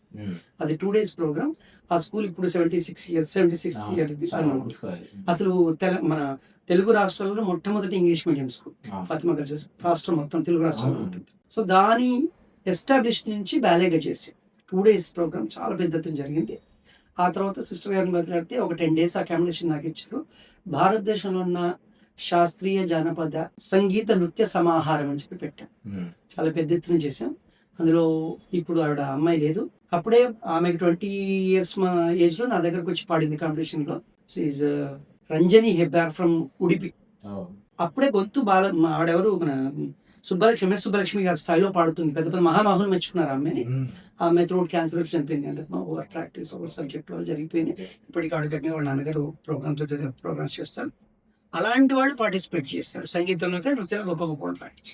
ఇప్పుడు బంగారు కిరీటం, నర్తకికి బంగారు కిరీటం, పర్ఫెక్ట్ బంగారం స్టోన్స్ రియల్ ఏంటి అది ధారణ, డబ్బు చేతికి ఇస్తుంది. మళ్ళీ బంగారు కిరీటం చేయించలేం కాబట్టి ఆ వాల్యూడ్ అమౌంట్ ఇచ్చి మళ్ళీ మేము తీసేసుకుంటాం. అలాగే సంగీతంలో వచ్చేసి గానామృత ధార, వెండి ప్లేట్ 2 కిలోల ప్లేట్ మీద బంగారు లెటర్స్, ఇంగ్లీష్ లెటర్స్, గానామృత ధార ఇన్ని లెటర్స్ వస్తే మీరు చూసుకోవచ్చు. అప్పుడు లక్కీగా దేవుడు నాకు ఇచ్చాడు, నేను పెట్టాను. అది రంజని గారికి వచ్చింది. ఆ రంజని గారు ఇక్కడ మళ్ళీ వచ్చి అంటే స్పెషల్ ప్రోగ్రామ్ తను పాడిన తర్వాత అది హ్యాండ్ ఓవర్ చేస్తారు. అప్పుడు మన దగ్గర సుమతి గారు చెప్పి డిఎస్పీగా పనిచేస్తున్నారు. ఆవిడ చీఫ్ గెస్ట్ గా వచ్చారు. ఆవిడ కాఫీ రాగంలో ఒక కీర్తన మళ్ళీ రెండోసారి కూడా పాడించుకున్నారు ఆ కన్సర్ట్ ఆ అమ్మాయితో. సో దాదాపు సేమ్ ఏజ్ గ్రూప్ అనుకోండి. ఆ అమ్మాయి కొద్దిగా పెద్ద, సుమతి గారు కొద్ది పెద్ద, అలా పాడించుకున్నారు. ఆ అమ్మాయి వాళ్ళ పేరెంట్స్ ఒకటి, మీరు ఎంత డబ్బు అంటే అంత విషయం పట్టి ఈ ప్లేట్ మీకు రిటర్న్, ఇవి వాళ్ళ దగ్గర ఉండిపోయింది. గానామృత ధార ఇంతవరకు రాలేదు. బంగారు కిరీటం మాత్రం ఇట్లా వచ్చింది. బట్ ఆ తర్వాత మళ్ళీ కాంపిటీషన్ కండి. ఎందుకు కాంపిటీషన్స్ అట్లా చెప్తున్నంటే, బాగా చేయగలిగే పిల్లలే భయపడి కొంతమంది వచ్చారు. స్కూట్నీలోనే మాక్సిమం పోయారు. అంటే ఒక నర్తకుని ప్రపంచంలో నృత్యరత్న అవార్డుతో అప్పుడు చేశాం. గానామృత ధారతో ఇలా చేసాం. అంటే ఈ అవార్డ్స్ ఇచ్చే ముందు సబ్ జూనియర్స్, జూనియర్స్, సీనియర్స్ ఏ క్యాడర్లో చూసినా అపరిపక్వత కనబడుతుంది. పరిపక్వత ఉండాలి. అంటే సబ్ జూనియర్ స్థాయిలో ఏ పరిపక్వత ఉండాలో ఒక స్టాండర్డ్ ఉంది, మనకి ఒక ప్రమాణం ఉంది. ఆ ప్రామాణికంగా అది వాళ్ళు ప్రదర్శించినప్పుడు ఆ ప్రదర్శించడంలో మేలు మీ ప్రదర్శనకి ఇస్తాం. అలా జరిగే కాంపిటీషన్స్ ఇప్పుడు అన్ని పోయి, అంటే అప్పుడు ప్రైవేట్ సంస్థలు కొన్ని చేసేవి. చిలుకలూరుపేటలో మంచి కాంపిటీషన్స్ జరిగేది, రాజమండ్రిలో మంచి కాంపిటీషన్స్ జరిగేది, పెద్ద పెద్ద కాంపిటీషన్, హైదరాబాద్లో వైఎంసీ వాళ్ళ కాంపిటీషన్ చాలా బాగా జరిగింది. అన్ని స్టాండర్డ్ ఇప్పటికీ జరుగుతున్నాయి. కానీ డబ్బు ఆశపడి ప్రతి సంస్థ కూడా నేను కాంపిటీషన్ పెట్టి మీరు అన్ని సంస్థలు రావాలి, మీరు పెట్టుకుని నేను వస్తాను, ఒక అగ్రిమెంట్ లాగా కాదు, కానీ అగ్రిమెంట్ రూపకంగా నడుస్తూ చెయ్యలేని పిల్లలకి, చేయగలిగిన పిల్లలకి అందరికీ అవార్డు ఇస్తున్నాం, అందరికీ శాల్వా కప్పుతున్నాం, అందరికీ సర్టిఫికేట్ ఇస్తున్నాం. సో దీనివల్ల పిల్లలు, పేరెంట్స్ సంతోషపడుతున్నారు. చాలా సంతోషం. ఎంకరేజ్మెంట్ వరకు ఓకే అండి, కానీ ఎంకరేజ్మెంట్ తర్వాత ఏం కావాలి? వాళ్ళు అక్కడితో ఆపేస్తున్నారు. ఏంటి, మా అమ్మాయికి అవార్డు వచ్చింది, గిన్నీస్ బుక్ రికార్డు, ఏ రికార్డు పడితే ఆ రికార్డు. వాటికి వాల్యూస్ ఎక్కడ ఉన్నాయి? రికార్డ్స్ 4 రికార్డ్స్ ఉంటాయి. 4 అడుగులు గట్టిగా చేయగలరు, 4 ముద్రల పేరు గట్టిగా చెప్పలేరు. మనకి తెలుగు సాంప్రదాయం కూచిపూడి నృత్యం, తెలుగు యూనివర్సిటీ అండ్ తిరుపతిలో పద్మావతి యూనివర్సిటీ, ఆంధ్రాలో విశాఖపట్నం యూనివర్సిటీస్ ఉన్నాయి. అవి కండక్ట్ చేసే ఎగ్జామ్స్ పక్కన పెట్టి ఎక్కడో కూచిపూడి గురించి తెలియని, తెలుగు లాంగ్వేజ్ గురించి తెలియని అదర్ స్టేట్స్ కండక్ట్ చేసే యూనివర్సిటీ సర్టిఫికేట్ని ఎందుకు వాల్యూ చేయగలుగుతాం? ఎట్లా వాల్యూ చేయగలుగుతాం? ఇది వాళ్ళ స్టైల్ కాదు, వాళ్ళకి ఈ లాంగ్వేజ్ రాదు, ఈ స్లాంగ్ తెలియదు, దీన్ని ఎట్లా అభినయించాలో తెలియదు, స్టైల్ ఆఫ్ డాన్స్ వేరు కదా, వాళ్ళు ఎట్లా సర్టిఫై చేయగలుగుతారు? దాన్ని కూడా ఇప్పుడు అందరు ప్రోత్సహిస్తున్నారు, పిల్లలందరూ అటే కడుతున్నారు. అంటే ఇవి కట్టట్లేదు, ఇక్కడ నడుస్తున్నాయి. కానీ ఏదైతే స్టాండర్డ్ ఉందో దాని వెనకాల పోదాం, బూస్టింగ్ వరకు, పోస్టింగ్ వరకు. ఇప్పుడు ఈ అడుగు నేర్చుకుంటే అడుగు పోయి అమ్మాయి పోస్ట్ చేస్తుంది సోషల్ మీడియాలో. అమ్మాయికి ఏం వచ్చు, ఎట్లా వచ్చు? అదే పోస్ట్ లో ఉన్ని ఆనంద్ అని చెప్పి కూడా మీరు ఇప్పుడు సోషల్ మీడియాలో పుట్టండి, అసలు భరతనాట్యం స్టైల్ అబ్బాయిది, నా స్టైలే కాదు, అయినా నేను నేర్చుకుంటాను. జస్ట్ నేను సోషల్ మీడియాలో చూస్తాను, నాకేం పరిచయాలు. ఆ ఏజ్ కి ఆ డాన్స్ అంటే ఆశ్చర్యం. కూచిపూడిలో చతుర్విధ అభినయాలు ఉన్నాయి, భరతనాట్యంలో చతుర్విధ 3 అభినయాలు పాటిస్తారు అంటాం. ఒక డిఫరెన్స్ ఉంది. వాళ్ళు అంత స్టాండర్డ్ చేస్తే మన స్టాండర్డ్ ఎక్కువ అనుకున్నప్పుడు మన స్టాండర్డ్ ఎందుకు పడిపోతుంది? మీ అమ్మాయికి మీరు 2000 ఫీజు కట్టారు అనుకున్నాం, 600, 500, 1000 కట్టారు ఫీజు, నేర్పించాను, డ్రెస్ కొన్నారు, ఆర్నమెంట్స్ కొనిచ్చారు, సరే అందులో కమిషన్ వచ్చిందా రాలేదా పక్కన పెట్టింది. వేదికకు 500, 1000 రూపాయలు ఆ వేదిక వాళ్ళకి మనం కట్టాలి, కట్టించాం, తీసుకెళ్ళించాం, ఆ సర్టిఫికేట్ వచ్చింది. ఏం చేసుకుంటారు ఆ సర్టిఫికేట్? మీరు ఇంట్లో పెడతారు, ఏమంటే పెడతారు. అవి ఏముంటుంది, తర్వాత ఎవరైనా బంధువులు వచ్చి అమ్మ డాన్స్ చేయమని మన బంధువులు అడిగినప్పుడు మన పిల్లలు చూసి మా బంధువులు ఎవరైతే ఇస్తారో ఆ సర్టిఫికేట్ వాల్యూ. ఏది అది మరి, ఏం పాడాలో తెలియదు, ఏం పాడుతున్నామో తెలియదు, అసలు ఆ పదాలు వాళ్ళకి ఎప్పుడు తెలిసి ఉండవు, ఏదో చేస్తారు. అంటే ఇక్కడెక్కడ నేను గురువులను తప్పు పట్టాలనే విషయం కాదు, కానీ గురువే ప్లాట్ఫామ్ క్రియేట్ చేయాలి, అది బాధ్యత, రెస్పాన్సిబిలిటీ. నేర్పించడము, ప్లాట్ఫామ్ క్రియేట్ చేయడం గురువు బాధ్యత. దాని స్థాయిగా పిల్లల నుంచి పిల్లల పేరు నుంచి లబ్ధి పొందడం కూడా హక్కు ఉంది, కానీ న్యాయబద్ధమైందా కాదా? నా పిల్లకి అర్హతే లేదు, నేను ఎట్లా ప్రైజ్ అడగాలి? పూర్వం మన దగ్గర డిఓ అండర్లో, డిస్ట్రిక్ట్ ఎడ్యుకేషన్ ఆఫీసర్ అండర్లో బాల్ అకాడమీ కాంపిటీషన్ జరిగేదండి. అసలు వరంగల్ ఉన్న ట్రూప్స్ అన్ని ఒక 3-4 నెలల ముందు నుంచే ఒక యుద్ధంలాగా, ఒక యాగంలాగా కష్టపడేవాళ్ళు. అక్కడ ఉండేది ఏంది, first second third, sub junior junior senior, ఆ 3 ప్రైజ్ల కోసం 300 మంది కొట్లాడేవాళ్ళు. జడ్జెస్ వచ్చిన వాళ్ళు తలకే తోక ప్రాణం చేసి అంత స్టాండర్డ్ మెయింటైన్ చేసే ఇన్స్టిట్యూషన్స్ అన్ని టీచర్స్ అందరు. మరి ఇప్పుడెందుకు మనం పరిగెడుతున్నాం అంటే, పేరెంట్స్ లో చాలా మందిలో ఇంట్రెస్ట్ వచ్చింది, మీ దగ్గర పాలు ఉన్నాయి, ఆ పాలల్లో ప్రోటీన్ ఎక్కువ ఉంది, ఎవరికి ప్రోటీన్ ఇముడుతుందో వాడికి ఇవ్వండి, ఆ ప్రోటీన్ జీర్ణం చేసుకుని వాడు దాగిస్తే వాంతులో విరోచనాలు అయితే. ఇంతకు ముందు ఒక సందర్భంలో మనం కళాకారులు కర్మ సన్యాసులు అన్నమాట. కర్మ సన్యాసిగా సమాజానికి మనం చేయాల్సిన సేవ, శాస్త్రానికి చేయాల్సిన సేవ, ఆ రెండింటిని దృష్టిలో పెట్టుకుని మన యొక్క కార్యాచరణ ఉండాలి. గురువు అనే స్థానం భగవంతుడి కంటే కూడా గొప్పది, ఎందుకంటే ఆ భగవంతుడిని కూడా గురువే చెప్తాడు. ప్రథమ గురువు మాతృమూర్తి, దైవానికి దండం పెట్టించింది మాతృమూర్తి. ఆ యొక్క స్థాయిని పెంపొందించుకోబోతుంది గురువు. మరి గురువు వాళ్ళ నర్తన విషయం, ప్రదర్శన విషయం పరంగా కఠినమైన ప్రజల్లోకి వెళ్ళే ప్రతి కంటెంట్ 10 కాలాల పట్టు ఇస్తుంది. సర్టిఫికెట్స్ 4 ఏళ్ళు గీరుకోవడానికి పనికాదు, షీల్డ్లు కొన్నాళ్ళకి మనం తుడవంగా మన చేతులు అరిగిపోతాయని షీల్డ్ ఏం పనిచేయదు.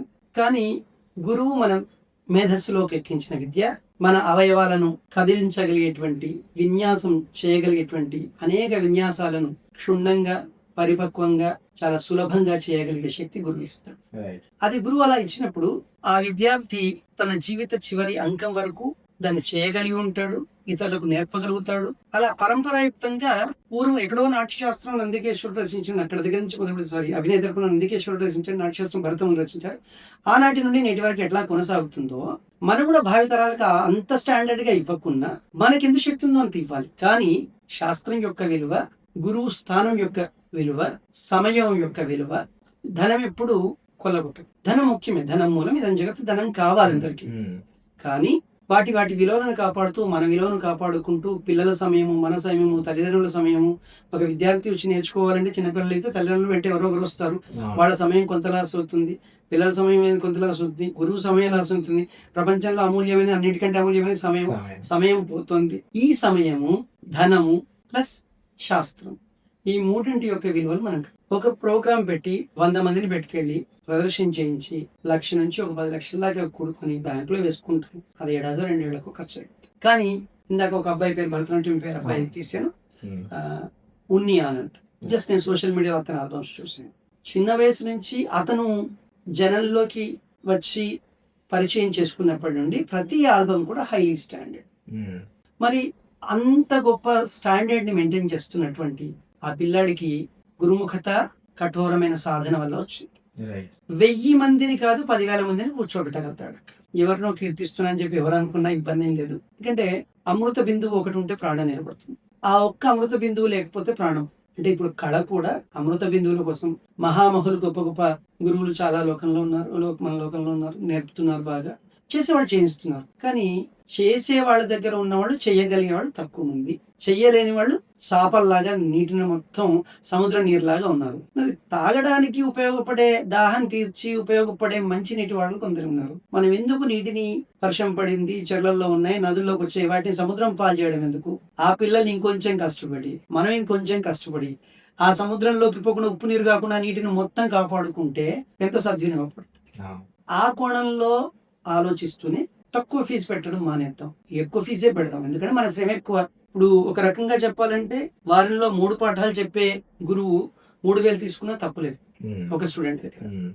ఎందుకు 3 పాఠాలు 3 గంటలు చెప్తాడు, మొత్తానికి వారానికి 9 గంటలు చెప్తాడు. 9 గంటలు చెప్తూ అతను ఒక శాస్త్రం చెప్పాడు, సాహిత్యం చెప్తాడు, సంగీతం చెప్తాడు, నృత్యం చెప్తాడు. వీటన్నిటికీ జీవితంలో ఇవి ఎక్కడెక్కడ ఉపయోగపడతాయి, కోఆర్డినేట్ అయ్యే విషయాలన్నీ తీసుకొచ్చి చెప్తాడు. తల్లిదండ్రి స్కూల్లో గురువుల కంటే కూడా ఎక్కువ విషయ పరిజ్ఞానాన్ని నృత్యం నుంచే వస్తుంది. సో అక్కడెక్కడ పిల్లాడు స్టూడెంట్ నష్టపోవట్లేదు, తల్లిదండ్రులు కూడా ఖాళీగా ఎఫెక్ట్ ఎక్కడ పెట్టట్లేదు. చెడు స్నేహం 10 ఇచ్చి వదులుకోవాలంటారు.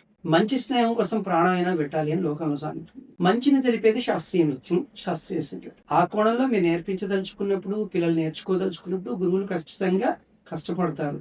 ఈ ఎక్స్ట్రా రూట్స్ ఏమి క్రియేట్ కావు. మంచి పిల్లలు తయారవుతారు, మంచి నర్తకులు తయారవుతారు, నర్తకిమలు తయారవుతారు. గురువులకు మంచి పేరు వస్తుంది. సమాజంలో మంచి నర్తనని, అంటే నర్చన ఒక స్థాయిని మనం దిగజార్చకుండా దాన్ని ప్రదర్శించగలుగుతాం. ఇది వద్దు మానుకోమని నేను చెప్తే వాడు మానుకునే వాళ్ళు కాదు. పోనీ నేను అలా వెళ్ళానంటే తక్కువ. ఇప్పుడు నేను కూడా ఒక ప్రోగ్రామ్ కండక్ట్ చేస్తే నేను తీసుకుంటున్నాను. ఎందుకు తీసుకుంటాను? నా సమయం విలువ, నా ఎనర్జీ విలువ, ప్లస్ దాంతో పాటు నా కుటుంబ అవసరాలు తీసుకోవాలి. 100 మందికి తక్కువ ఫీజుతో చెప్పే బదులు ఆ 100 మందిలో ఎవరు ఎలిజిబుల్లో చూసి అంతమందికి చెప్పండి, ఆ 100 మంది ఫీజు అక్కడ తీసుకున్నాం అయిపోతుంది. బాధ్యత కట్టొద్దా, అందరికీ అందుబాటులో రావద్దు అంటే కళలు ఎప్పుడు కూడా అందరికీ ఇచ్చేవి కావు. కళను ఆస్వాదించడానికి అందరికీ హక్కు ఉంటుంది. కళను అభ్యసించడానికి కొన్ని పరిమితులు ఉన్నాయి. యోగ్యత అనేది అవసరం. ఆ యోగ్యత నిరూపించడం నాట్యశాస్త్రమే చెప్తుంది. ఎలాంటి వాళ్ళకి చెప్పాలి, ఎలాంటి వాళ్ళకి చెప్పకూడదు, ఏం చెప్పాలి. పాత్రదానం, అపాత్రదానం అంటే చేయలేని వాళ్ళకి, ఇప్పుడు తినలేని వాళ్ళకి మనం పెడితే ఏం లాభం? వాడు పడేస్తాం. కొద్దిగా పండిస్తే కొద్దిగానే కొడుతుంది, మిగతా 30 పండు అక్కడ పడేస్తుంది. అదే ఆకలిన వాడికి ఇస్తే కొద్ది పండు తింటాడు, వాడు ఉపయోగించు. కళల యొక్క ముఖ్య ఉద్దేశం సమాజ శ్రేయస్సు. సమాజ శ్రేయస్సును బాధ్యతయుతంగా తీసుకుంటామన్న విద్యార్థులకు తప్పనిసరి దారపోయాల్సిందే గురువులు. ఎందుకంటే మనం ఉండం కదా, శాశ్వతం కాదు కదా, మనం పోయేవాడు ఇంకో తరానికి మన గురువులు అట్లాగే మనకి ఇచ్చారు. ఆ విధంగా చేయాలని చెప్పి నా ఒక ఉద్దేశం.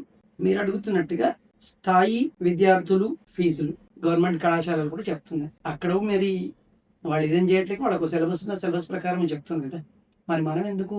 సిలబస్ మన దగ్గర కూడా ఉంటుంది, నేర్పడం మన దగ్గర కూడా నేర్పుతాం. సరే, పిల్లలకు ప్లాట్ఫామ్స్ ఇవ్వాలి, ప్లాట్ఫామ్స్ ఇవ్వాల్సిన బాధ్యత మనదే. మంచి ప్లాట్ఫామ్స్ క్రియేట్ చేయలేమా ఇవి చేసిన వాళ్ళు? మంచి ప్లాట్ఫామ్ ఎవరైనా కష్టపడి ముందుకు వస్తే వాళ్ళకి సహకరిద్దాం.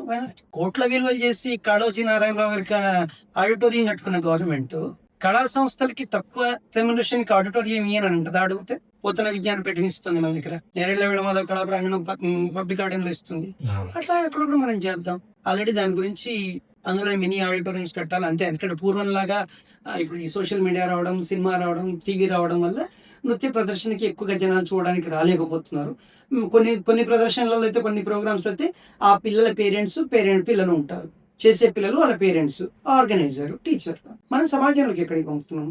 దాన్ని సోషల్ మీడియా ద్వారా పంపుతున్నాం. చూసిన వాళ్ళు చూస్తారు, ఎక్కిన అంటే ఇది అమృతం అని పిడికట్లో పడితే, కనబడకుండా పడితే వాడు కంపల్సరీ దాన్ని చూడాలని ఆతృత ఉంటుంది. ఎప్పుడైతే ఇలా బట్టి మామూలుగా ఒక చాక్లెట్ కనబడితే ఆ చాక్లెట్ ఏదో బయట కొనుక్కుంటారు. ఇది అమృతం, చాక్లెట్ కాదు.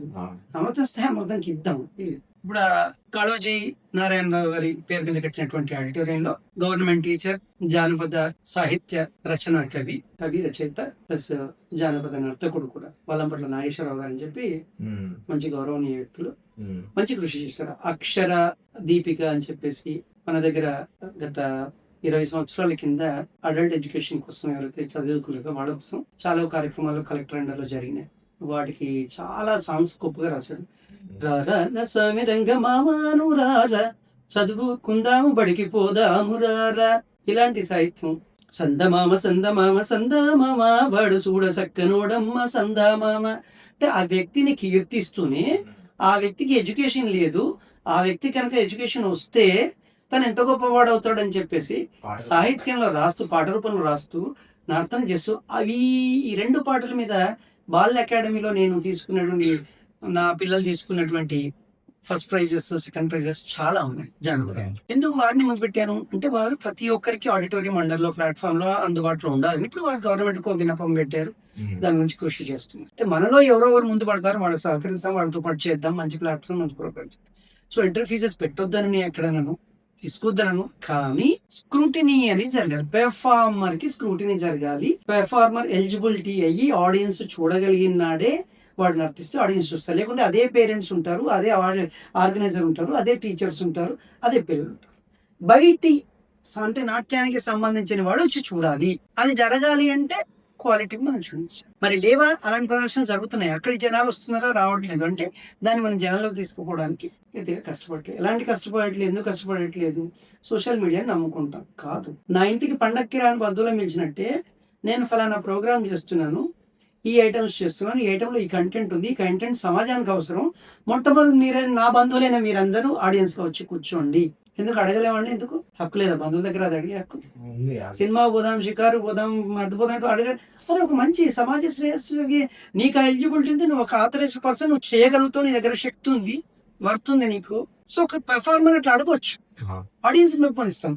అందులో కొంతమంది మళ్ళీ కొత్తగా ఇక్కడికి రాగలుగుతారు. అంటే ఫిల్టరైజేషన్ జరిగి నర్తించగలిగిన వాళ్ళకి వేదికనిచ్చి ఒకే సాంగ్ 2 నిమిషాలు 3 నిమిషాలు ఉంటుంది, 40 మందిని 50 మందిని వేదిక ఎక్కిస్తారు.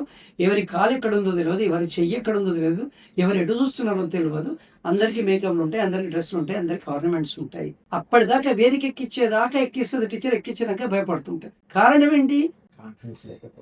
కాన్ఫిడెన్స్ కూడా ఎందుకు కోల్పోతామండి మీరు అనేది అంటే, నేను ఏం నేర్పానో నాకు తెలుసు, నేను ఫెయిల్యూర్ కాబోతున్నానని నాకు తెలుసు, కానీ దాన్ని కూడా జీర్ణించుకునే వాళ్ళు తయారయ్యారు. ఏమని వరంగల్లో ఒక టీచర్ అంటే, నేను పేరెత్తుకోనండి, మీ గురువులు ఎవరని చెప్పి ఒక మేకమైన ఒక టీచర్ని అడిగితే, నేను సోషల్ మీడియాలో నేర్చుకున్నాను. సోషల్ మీడియా ఇస్ గురువు.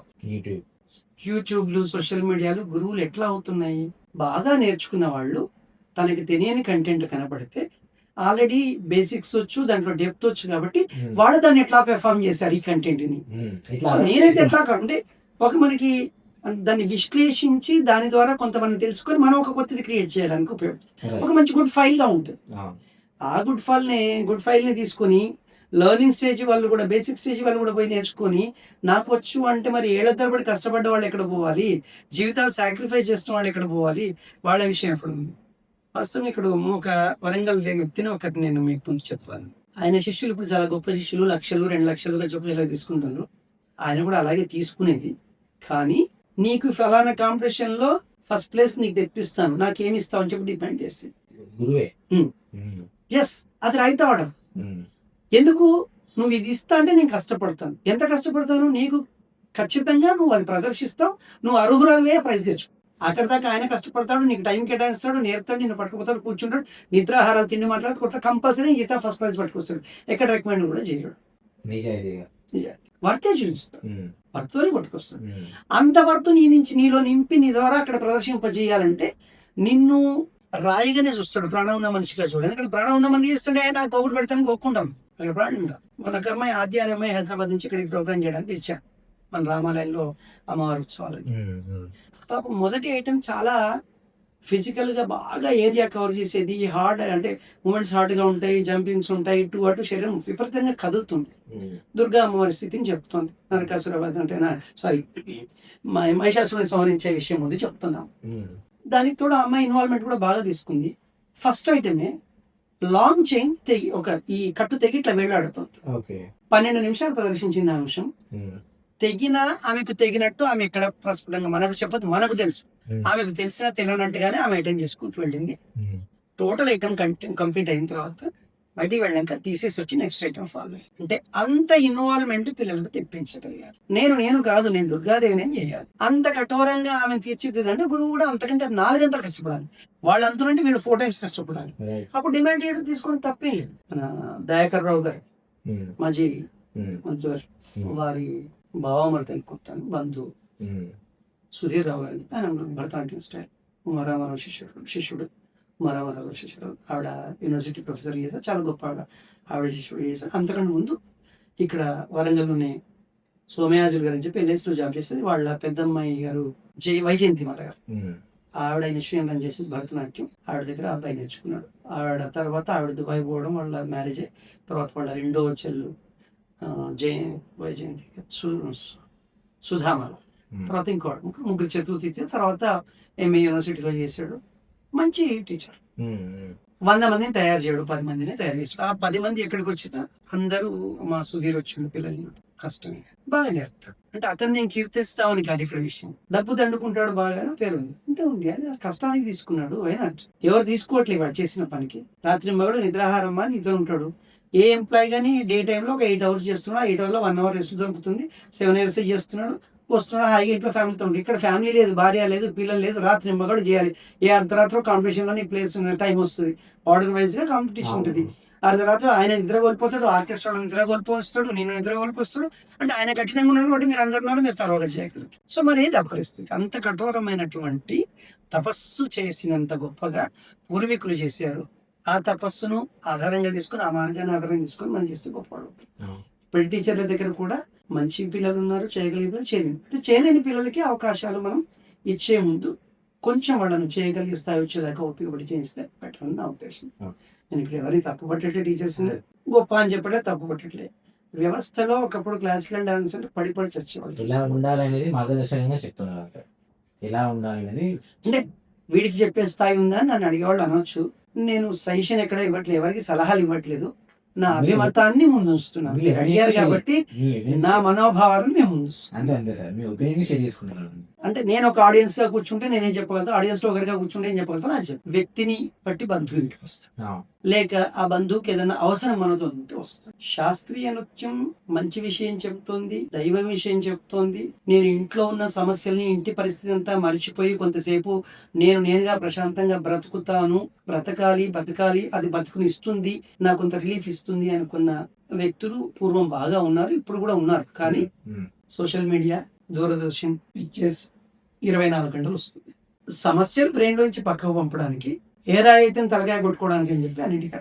సరే, అది దాంట్లో మంచి గ్రహించేవాడు మంచి గ్రహిస్తాడు, చెడాడు అభివృద్ధి చేసుకుంటే చెడు సైడ్ వెళ్ళి నష్టపోతాడు.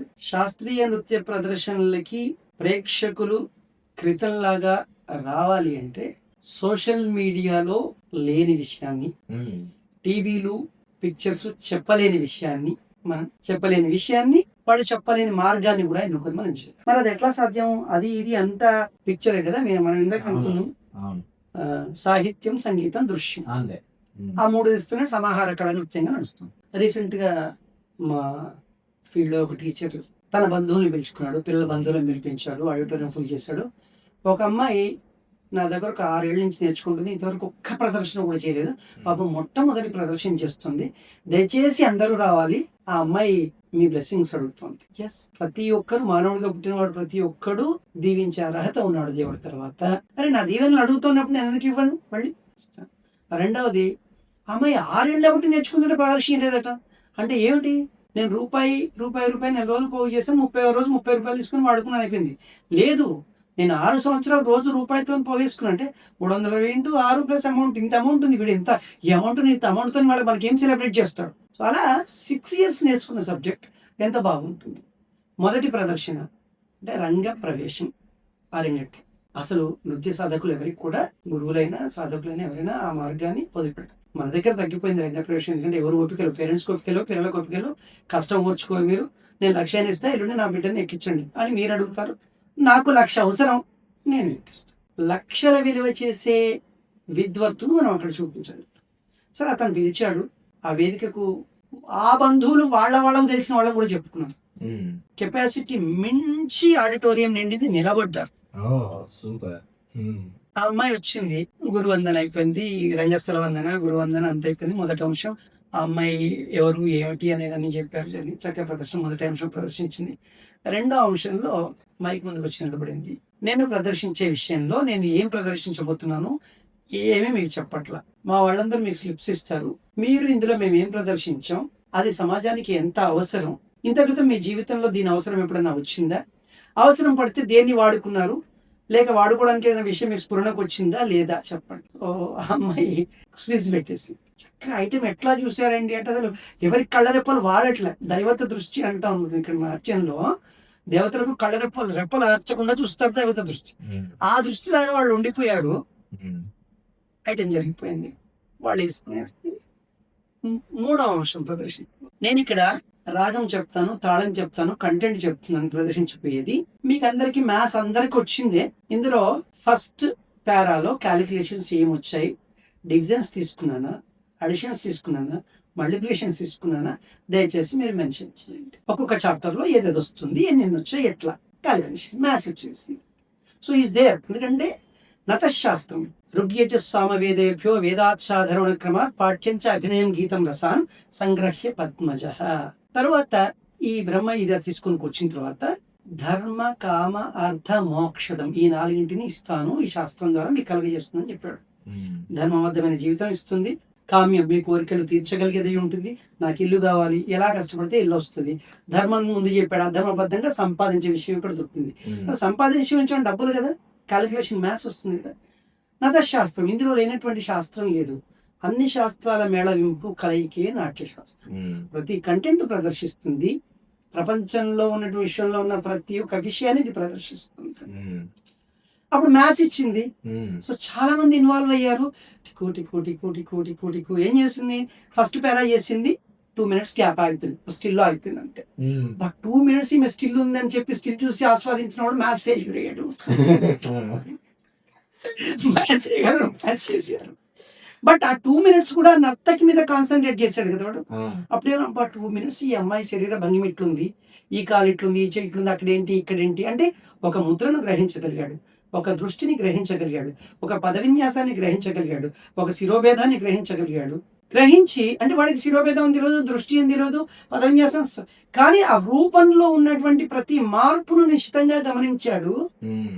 వాడు ఏనాటికి వాడి బ్రెయిన్ నుంచి ఆ భంగిమ పోదు. అంటే వాడు ఇంకో 10 మంది రేపు డాన్స్ నేర్పించడానికి ముందుకు తీసుకొస్తాడు. దాన్ని పూర్తిగా 2 నిమిషాలు ఒక భంగిమ చూసి ఆస్వాదించాడు. అలా 2 రకాల వాళ్ళని కూడా 4 ఐటెంకి వచ్చింది. ఇప్పటి వరకు నేను ఒక స్త్రీగా నర్తించాను. నేను నెక్స్ట్ చేయబోయే అంశంలో నేను ఏ పాత్రలు నర్తిస్తున్నానో ఆ పాత్రలు ఏ ఇతిహాసాలలో ఉంచున్నాయి, ఆ పాత్ర సమాజానికి మేలును ప్రబోధించిందా, కీడును ప్రబోధించిందా, కీడును ప్రబోధించిన పాత్ర యొక్క ముగింపు ఏం జరిగింది, మేలును ప్రబోధించిన పాత్ర యొక్క ముగింపు ఏం జరిగింది చెప్పండి. అసలు మహా విద్వత్తున్న మనుషులు కూడా పెన్ను పేపర్ ఇటు చూస్తున్నారు, ఇటు రాస్తున్నారు. బాగా చూడండి, చూడడమే రాయడం. ఎందుకంటే ఆ చూస్తుంది రాయబోతే మళ్ళీ ఏం చేసిందో తెలియదు కదా. సో కళ్ళు చూస్తున్నాయి, బ్రెయిన్ చూసి రికగ్నైజ్ చేసి రిజిస్టర్ చేసుకొని మళ్ళీ పంపిస్తే చేయి రాస్తుంది. ఎంత వర్క్ అండి. ఏదైతే నర్తకి వేదిక మీద మానసికంగా శారీరకంగా 8 కోణాల్లో ప్రదర్శించిందో, వీడు 8 దశ అన్నట్టుగా 10 కోణాల్లో ఈ మనిషి పనిచేస్తుంది. అన్నీ తీసుకున్నారు. చివరి అంకం, ముగింపు అంకం కళ్యాణ శ్రేయస్సు కోసం, లోక కళ్యాణం కోసం చేసింది. అక్కడ ఎలాంటి క్వశ్చన్ ఇవ్వలేదు, తాదాత్మ్యత చెందారు. ఆహా ఎంత గొప్ప ప్రదర్శన చూసాం, శాస్త్రోక్తి ఇంత ఇస్తుంది అనుకునే సమయంలో వేదిక మీదకి వచ్చి ఆ స్లిప్స్ ఎప్పటికప్పుడు వెళ్ళిపోయినాయి, అక్కడ జడ్జిమెంట్ అయిపోయింది, ఎవరికి రావాలో ప్రైజులు ఇస్తారని ఎవరికి చెప్పలేదు.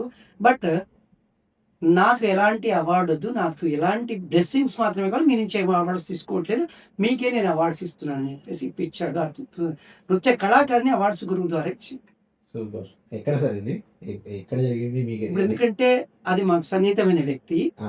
అంటే మీరైతే చెప్పండి, అందరికి ఆడియన్స్ కూడా తెలుస్తుంది. ఇప్పుడు వాళ్ళు మరి వాళ్ళ పర్మిషన్ ఏం లేదు, నేను 1 of the member గా వెళ్ళాను అక్కడికి.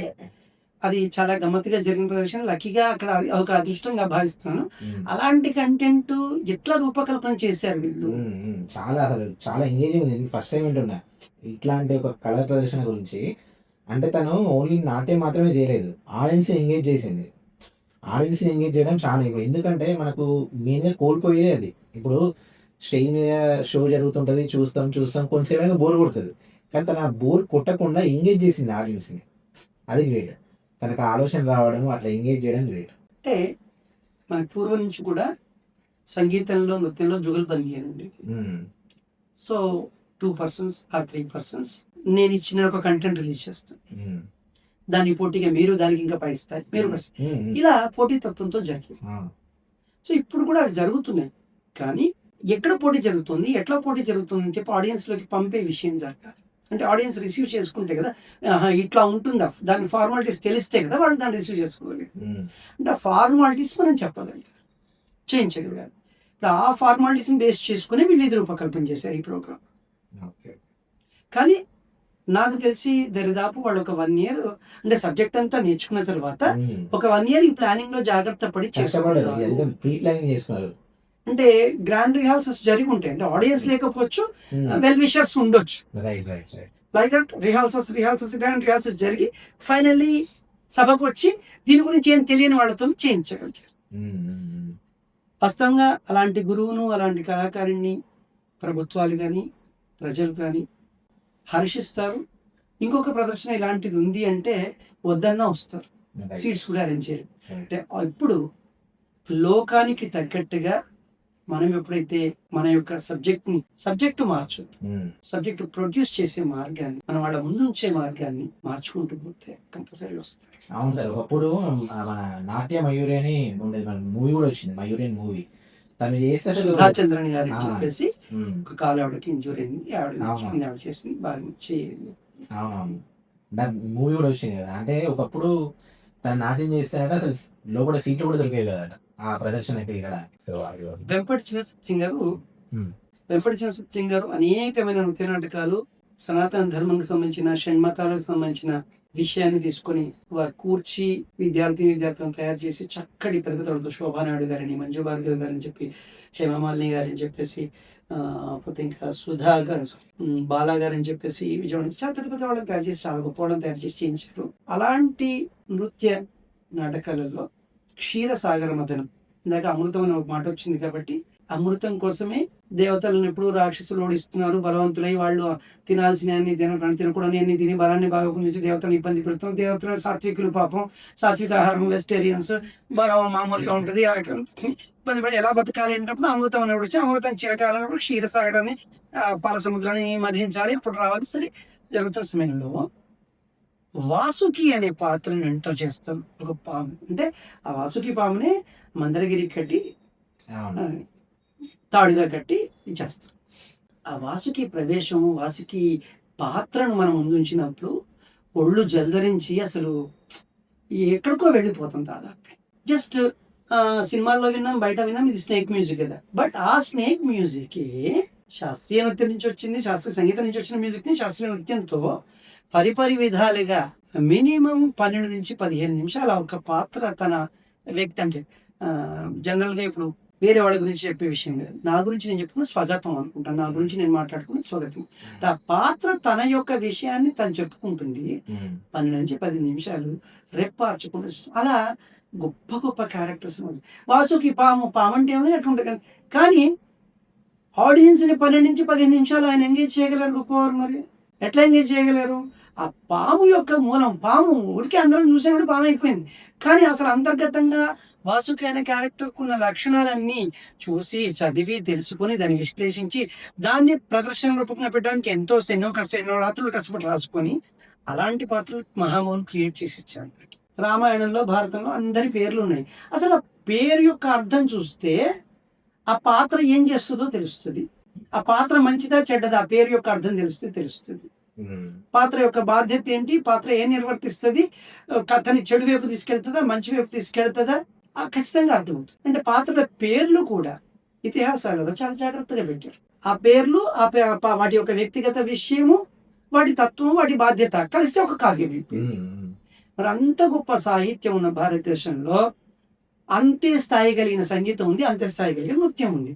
మనం ఎందుకు దాన్ని అందిపుచ్చుకోవడానికి ఫెయిల్యూర్ అవుతున్నాం అంటే, చెడు 10 నిమిషాల్లో వ్యాప్తి చెందుతుంది, మంచి 10 ఏళ్ళైనా వ్యాప్తి చెందుతుంది. మీరు ఇంటి ముందు ఆ రోజు లక్ష్మీవారం అనుకోండి, సరే లక్ష్మీ అమ్మవారికి టెంకాయ కొట్టారు, ఆ టెంకాయ చిప్పన కొబ్బరిని అంతా ముక్కలుగా చేసి ప్రసాదంగా కలిపి ఇంటి ముందు లక్ష్మీనారాయణ స్వామి ప్రసాదములు అని మీరు అడగండి. పూర్వం ఇట్లా ప్రతి ఇంటి ముందు ప్రతి పండక్కో పుట్టినరోజులో ఏదో ఆ దేవుడికి చేసిన సేవని, ప్రసాదాన్ని తమ మాత్రమే స్వీకరించకుండా వాళ్ళ ఇంటి ముందు నిలబడి అందరికీ పంచేవాళ్ళం.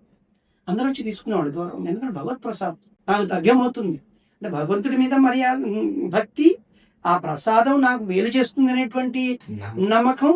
ఇచ్చే వ్యక్తి నాతో పాటు ఇక్కడ కలిసి బ్రతుకుతున్నాడు, నా వాడు ఇచ్చిన ఆఫర్ నేను కాదంటే రేపు నేను ఇచ్చే ఆఫర్కి ఎవడు వస్తాడు అనే ఒక జాగ్రత్త ఆలోచన అంతబడి ప్రసాదాన్ని తీసుకునేవాళ్ళు.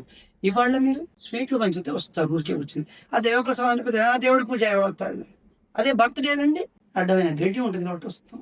అట్లాగే ఒక మంచి సాహిత్యం, ఒక మంచి సంగీతం, ఒక మంచి నృత్యం ఇవాళ ప్రదర్శనలో 10 మందిని కూర్చోబెట్టాలి అంటే చాలా కష్టసాధ్యమైన విషయం. చాలామంది మహామహులు చేస్తున్నారు. మీరు ఇప్పుడు చెన్నైకి వెళ్ళినా, అంటే తమిళనాడు వెళ్ళినా, కేరళ వెళ్ళినా వాళ్ళు అవకాశం ఇవ్వరు చిన్న చిన్న వాటికి. దానివల్ల ఆ స్టాండర్డ్ కాపాడబడుతుంది. ఆ స్టాండర్డే మీకు సోషల్ మీడియాలో అంత స్టాండర్డ్ వస్తుంది, టీవీలలో అదే స్టాండర్డ్ వస్తుంది, బయట ఎక్కడ కూడా ఆ స్టాండర్డ్, బయట లైవ్ ప్రోగ్రామ్గా మీకు అట్లాగే స్టాండర్డ్ వస్తుంది. ఎప్పుడైతే మనం చొచ్చుకపోవాలి తొందరగా వెళ్ళాలి, జనంలోకి వెళ్ళాలి, డబ్బు సంపాదించుకోవాలి, ఎక్కువ ఫేమ్ అవ్వాలి అన్నప్పుడు చిన్నదాన్ని పట్టుకొని అల్పంగా చూపిస్తున్నాం. ఒకరితో గట్టిగా చేయించలేము, 100 మందితో వేదిక మీద ఎక్కించగలుగుతాం. ఊరికే డ్రెస్సింగ్‌తో, గెటప్‌తో. గ్లామర్ ఎక్కువైపోయింది. అంటే స్టైల్ ఒక అంటే ఫ్యాషన్ లాగా యెస్. కాకుండా ఒక స్టైల్ లాగా. అదే మీరు అడిగే ఆ! క్వెషన్స్‌లో గ్లామర్ అనే పదం ఇప్పుడు వాడుతున్నారు కాబట్టి నేను చెప్తున్నాను. హ్మ్. పూర్వం స్త్రీని చిన్న చూపు చూసి కాదు. హ్మ్. కూచిపూడి నృత్యంలో స్త్రీ పాత్రను స్త్రీకి పెట్టడం. హ్మ్. స్త్రీని ఉన్నత స్థాయిలో చూపించి, స్త్రీ సమాజంలో ఒక వేదిక మీదకి వచ్చినప్పుడు 4 కళ్ళు 4 రకాలుగా అనుకోవచ్చు. 4 నోళ్ళు 4 రకాలుగా ప్రచారం చేయొచ్చు. 4 చెవులు 4 రకాలుగా వినొచ్చు. ఆ అవకాశం లోకానికి ఎందుకు ఇవ్వాలి అని చెప్పి మొన్నటి వరకు వేదాంతం సత్యనారాయణ శర్మ గారు భామా కలాపంలో భామ క్యారెక్టర్ చేసేవారు. ఆయన తర్వాత వేదాంతం వెంకటాచలపతి గారు, నాకు దాదాపు నాకంటే కొంచెం చిన్నవారు, కొద్దిగా పెద్దవారు, సమూచి కావచ్చు. వారు ఇప్పటికి విపరీతంగా చేస్తారు ఆ వాళ్ళు. ఆయన నోట్లో వేలుపెట్టి దగ్గర కొరికితే పురుషులు కాదు, అసలు స్త్రీలే ఆకట్టుకుంటారు, పడిపోతుంది అక్కడ. అంటే అభినయం. అంత గొప్ప అభినయం వాళ్ళు గురువుల ద్వారా నేర్చుకున్నారు, దాన్ని ఇముడ్చుకున్నారు, ఒంట్లో ప్రదర్శిస్తుంది. మరి ఇవాళ ఎక్కడ పోయింది? గ్లామర్ ఎప్పుడు ముందుకు రాదండి. నానా రకాలుగా నగలు, నానా రకాలుగా సాత్వికత. శాస్త్రీయ నృత్యం పూర్తి సాత్వికతతో కూడుకున్నది. ప్రతి పాత్రకు తగ్గ అంగహారం ఉన్న వ్యక్తినే ఆ పాత్ర ఇస్తారు. అంగహారం అంటే శరీర సౌష్ఠవం. అవును. దానికి సంబంధించిన ఆహార్యంలో 25% ఆహారం 25%. మీరు ఇప్పుడు వాడిన పదం 100% చెప్తుంది. నేను ఆహార్యానికి 25% ఇస్తున్నాను. ఆ 25%లో కోతి కోతిలాగానే కనబడుతుంది కానీ కోతికి అందంగా మేకప్ చేసి కనబడుతుంది. వాడు మేకప్ చేసి కనబడుతుంది. సో మేకప్ చేసినంత మాత్రం కోతి యొక్క మార్పు జరుగుతుందా? తర్వాత కోతి అంటాం కదా మేకప్ చేస్తున్నా కానీ, అరే అది కోతే కదా అంటాం కొద్దిసేపు చూసిన తర్వాత. గ్లామర్ అనేది కాదు, విద్య, శాస్త్రము, విద్వత్తు. ఇది చిరకాలం అండి. లోకం పుట్టినాటి నుంచి లోకం ఉన్నంత కాలం ఉంటది. సనాతనం ఎట్లయితే పుట్టినాటి నుంచి ఎప్పటికీ ఉంటది. ఎలా అయితే అందరికి మేలు చేస్తుందో అట్లాగే ఇది కూడా చేస్తుంది. ఎందుకంటే సనాతనం అనే జ్ఞానం యొక్క మూలాన్ని ఇది ప్రదర్శిస్తోంది. హ్మ్. కాబట్టి దీనికి ఎప్పుడు కూడా అజరామరంగానే ఉంటది కడైపు. కానీ ఆ స్థాయిని మనం అందిపుచ్చుకునే వాళ్ళకి అవకాశాలు ఇస్తూ ఆ స్థాయిని ప్రదర్శించే వాళ్ళకి కొంచెం దాన్ని పలచన చేయడం. మంది ఎక్కువైతే మజ్జిగ పలచన సామెత మన ఊళ్ళో చూస్తుంది. 100 మంది ప్రదర్శించాలనుకుంటుండ్రు, 100 మందికి నేను వేదిక ఇవ్వాలి. ఎలాగో 100 మంది డిమాండ్ ఉంది కదా, నేను క్యాష్ కూడా ఎక్కువ చేసుకోవచ్చు. ఫస్ట్ 10,000 అనౌన్స్ చేశాను. లేదండి నేను 100 మంది వస్తున్నా, 100 మందికి వేదిక అరేంజ్ చేయాలి, అది చేయాలి, ఇది చేయాలి. 10,000లో నాకు కొంత ఇన్కమ్ ఉంది, చేయొచ్చు, no problem. Organiser also main important. Organise చేయడానికి వాళ్ళ సమయము, వాళ్ళ టాలెంట్ అది ఉపయోగిస్తారు. కొంత ఇన్కమ్ ఉంటుంది, తీసుకోవాలి. కానీ 100 మంది 10,000కి 20 పే చేస్తారు. 100 మందికి అదే స్టేజ్ ఇస్తావు, 100 మందికి అదే భోజనం పెడతావు, అప్పుడు అనుకున్నంత అవుతుంది. కానీ 100 మందికి కూడా సరికల్లా 10 మందికి బదులు 100 మంది వస్తే వాడికి డబల్ కోల్పోయింది మనం. అంటే మంది ఎక్కువైతే మంచిగా చెప్పాల్సిన. పూర్వం ప్రవచనాలలో వాళ్ళు వీళ్ళు వస్తే చేసేవాడట. ఇప్పుడు అది విద్యలో జరుగుతుంది, అది పరిస్థితి. కాబట్టి ఆడియన్స్ నిలదొక్కుకోవాలంటే మనం నమ్ముకోవాల్సింది శాస్త్రం, శాస్త్రం యొక్క అది ప్రదర్శించేటువంటి గొప్ప విద్వత్తును నమ్ముకొని దాన్ని మనం అలవర్చుకొని అభ్యసించి నేర్పించి ప్రదర్శింపజేసే కోణంలో అందరం కూడా పాల్పంచుకోవాలి. అప్పుడు ఆడియన్స్ నిలుస్తారు. ఒకటి టీవీలో అయినా కానీ, సోషల్ మీడియాస్ అయినా కానీ 10 రోజులు చీకటిని చూపిస్తాం, అందులో ఎన్నో ఆనందాలు పొందుతాం. 11వ రోజు ఉదయం సూర్యుడు వస్తే బాగుండు, వెలుతురు వస్తే బాగుండు. అప్పుడు 10 రోజులు సుఖాన్ని అనుభవించిన వాడే అడుగుతాడు. ఆ 11వ రోజు వెలుతురు కోసం, సూర్యుడి కోసం ఎప్పుడు లోకం ఎదురు చూస్తుంది. అంటే శాస్త్రీయ నృత్యానికి, సంగీతానికి, శాస్త్రీయ కళలకు అప్ డౌన్స్ ఎప్పుడు ఉంటాయి కాదు. ఇప్పుడు అప్పే ఉంది, డౌన్ ఏం లేదు. దేనికి అప్పు ఉంది? ప్రదర్శనలకి, ప్రోగ్రామ్స్కి, చేసేవాళ్ళకి, చేయించే వాళ్ళకి, డబ్బులకు ఉంది. కానీ విద్వత్ ప్రదర్శనకి మాత్రం చీకటి కాలం నడుస్తుంది. అలాంటి వాళ్ళకి ఇప్పుడు ఇది వింటున్న వాళ్ళు, చూసేవాళ్ళు, మీలాంటి వాళ్ళు 100 మందిలో 1000 మందిలో ఒక్కరున్న వాళ్ళని గుర్తించి వాళ్ళకు చిన్న ప్రదర్శనకి అవకాశం ఇచ్చి, సరైన పారితోషికం ఇచ్చి, వాళ్ళ చేత మంచి ప్రదర్శనను ప్రదర్శింపచేసి, ఆ ప్రదర్శనని మీరు సోషల్ మీడియా ద్వారా అయితే, మీ టీవీ ద్వారా అయితే, ఎట్లాంటి ప్రచార మాధ్యమాల ద్వారా అయినా బయటికి పంపితే, సో ఇలాంటి గొప్ప ప్రదర్శనలు ఉన్నాయి. కష్టపడుతున్న వాళ్ళని మనం గుర్తిస్తే ఆ గుర్తింపు ఈ యొక్క విద్వత్తును కంటిన్యూ చేయగలుగుతారు, మళ్ళీ తరానికి అందించగలుగుతారు. తప్పకుండా సార్, తప్పకుండా. నా ఛానల్ తరపున కూడా అందరికీ నేను కోరుకుంటున్నా, ఈ నాటికలని ఎంత వీలైతే అంత ప్రోత్సహించాలి. ప్రదర్శనలకు మనం ఎవరైనా పిలిచినప్పుడు వెళ్ళాలి, వాళ్ళని ఆశీర్వదించడానికి. అండ్ ఈ నాట్య కళను ఇంకా ముందుకు తీసుకెళ్ళాలి. ఇది మన గౌరవాన్ని పెంచుతుంది తప్ప ఎక్కడ తగ్గించదు. ప్రారంభంలో మనం అనుకున్నాం చాలా పెద్ద పెద్ద మహామహులు కొన్ని సందర్భాల్లో వేదికల మీద ధర్మ పరిరక్షణ గురించి ఇతరుల వాటితో మన ధనాన్ని పోలుస్తూ చెప్పే సమయంలో మన పిల్లలకి ప్రత్యేకంగా విద్య రూపకంగా ఇది అందట్లేదు, ఇతరులకు ఉన్నాయి, మనకు కూడా ఉంటే బాగుండు అని ఆలోచించి చెప్తున్న వాళ్ళు ఉన్నారు. ఆలోచించి ఒక మార్గాన్ని ఎన్నుకొని దాన్ని వీలుగా అందజేస్తున్నారు. అయితే ఇలాంటి ప్రాబ్లం వస్తుందని మొట్టమొదలే సనాతన ధర్మంలో దీనికి ఒక 6 ప్రచార సాధ్యమాలని పెట్టారు. 6 మొట్టమొదటిది సాహిత్యం, రెండవది సంగీతం, మూడవది నృత్యం. సాహిత్యం చేసిన దానికంటే సంగీతం ఎక్కువ మందికి ఈ విజ్ఞానాన్ని అందిస్తూ సనాతన ధర్మం యొక్క విలువలను విషయాన్ని ప్రస్ఫుటంగా తెలుస్తుంది. సాహిత్య సంగీతాలు రెండూ కలిసి ఇచ్చిన దాంతో రెండంతలు నృత్యం ఇస్తుంది. ఆ 6 సాధనాల్లో ఈ 3 భక్తి మార్గం పంపిస్తుంది. సనాతన ధర్మంలో ఉన్న షణ్మతాల గురించి తెలియజేస్తుంది. వాటి విలువలు, వాటి ఉపయోగాలు, వాటి అవసరము తెలియజేస్తుంది. ఇంకా ఒకటి సనాతన ధర్మంలోని గొప్ప విషయమైనటువంటి వసుదైక కుటుంబం, వసుధ భూమి అంతా ఒకటి కుటుంబం. ఎక్కడ ఏ కంట్రీలో ఉన్నా, ఏ మూలన ఉన్నా, ఏ అడవులలో ఉన్నా, దీపాలలో ఉన్నా, దీవులలో ఉన్నా మనుషులందరూ ఒకటే. మనుషులందరికీ ఒక గొప్ప జీవితం కావాలి, వాళ్ళు మంచి జీవితం గడపాలి. అది గడపడానికి ఈ విధానం న్యాయబద్ధమైనది, ధర్మబద్ధమైనది. అంటే మిగతాయి కాదని కాదు, నేను దీంట్లో ఫ్లెక్సిబిలిటీ ఎక్కువగా ఉంది. నీ ఇష్టాన్ని పాటించుకుంటే నువ్వు బ్రతకగలుగుతావు చేస్తావు. అంటే లోకా సంస్థ సుఖినో భవంతు, లోకాలన్నీ సుఖంగా ఉండాలని అనుకున్నది, సర్వమాన సౌభ్రాతృత్వం కోరుకున్నది, వసుదైక కుటుంబం కోరుకునే విషయ జ్ఞానాన్ని సంపూర్ణంగా సనాతన ధర్మం ఇస్తుంది. మిగతా ఇవ్వని కాదు, స్థాయిలలో చూస్తే సంపూర్ణంగా ఇది ఇస్తుంది. దానికి నిదర్శనం స్వామి వివేకానంద గారు అబ్రాడ్కి వెళ్ళి ప్రపంచంలో ఉన్న అన్ని మతాలకు సంబంధించిన డిబేట్లో 2 నిమిషాల సమయం అయిపోయింది. 2 నిమిషాల సమయం కాదు, 2 రోజులు వాగ్దాటిగా చెప్పిన అన్ని మతాల వాళ్ళని కులాలు విన్నది. ఆ నిరూపణ అయినటువంటి అంటే అదే పెద్ద దూరం కాలం కాదు, మనకు కొన్ని ఏళ్ల కింద అది మనకు కనపడుతుంది. అంటే అది చెప్పడంలో ఈ కళ యొక్క ముఖ్య ఉద్దేశం, ఈ కళ యొక్క పాత్ర ముఖ్య ఉద్దేశం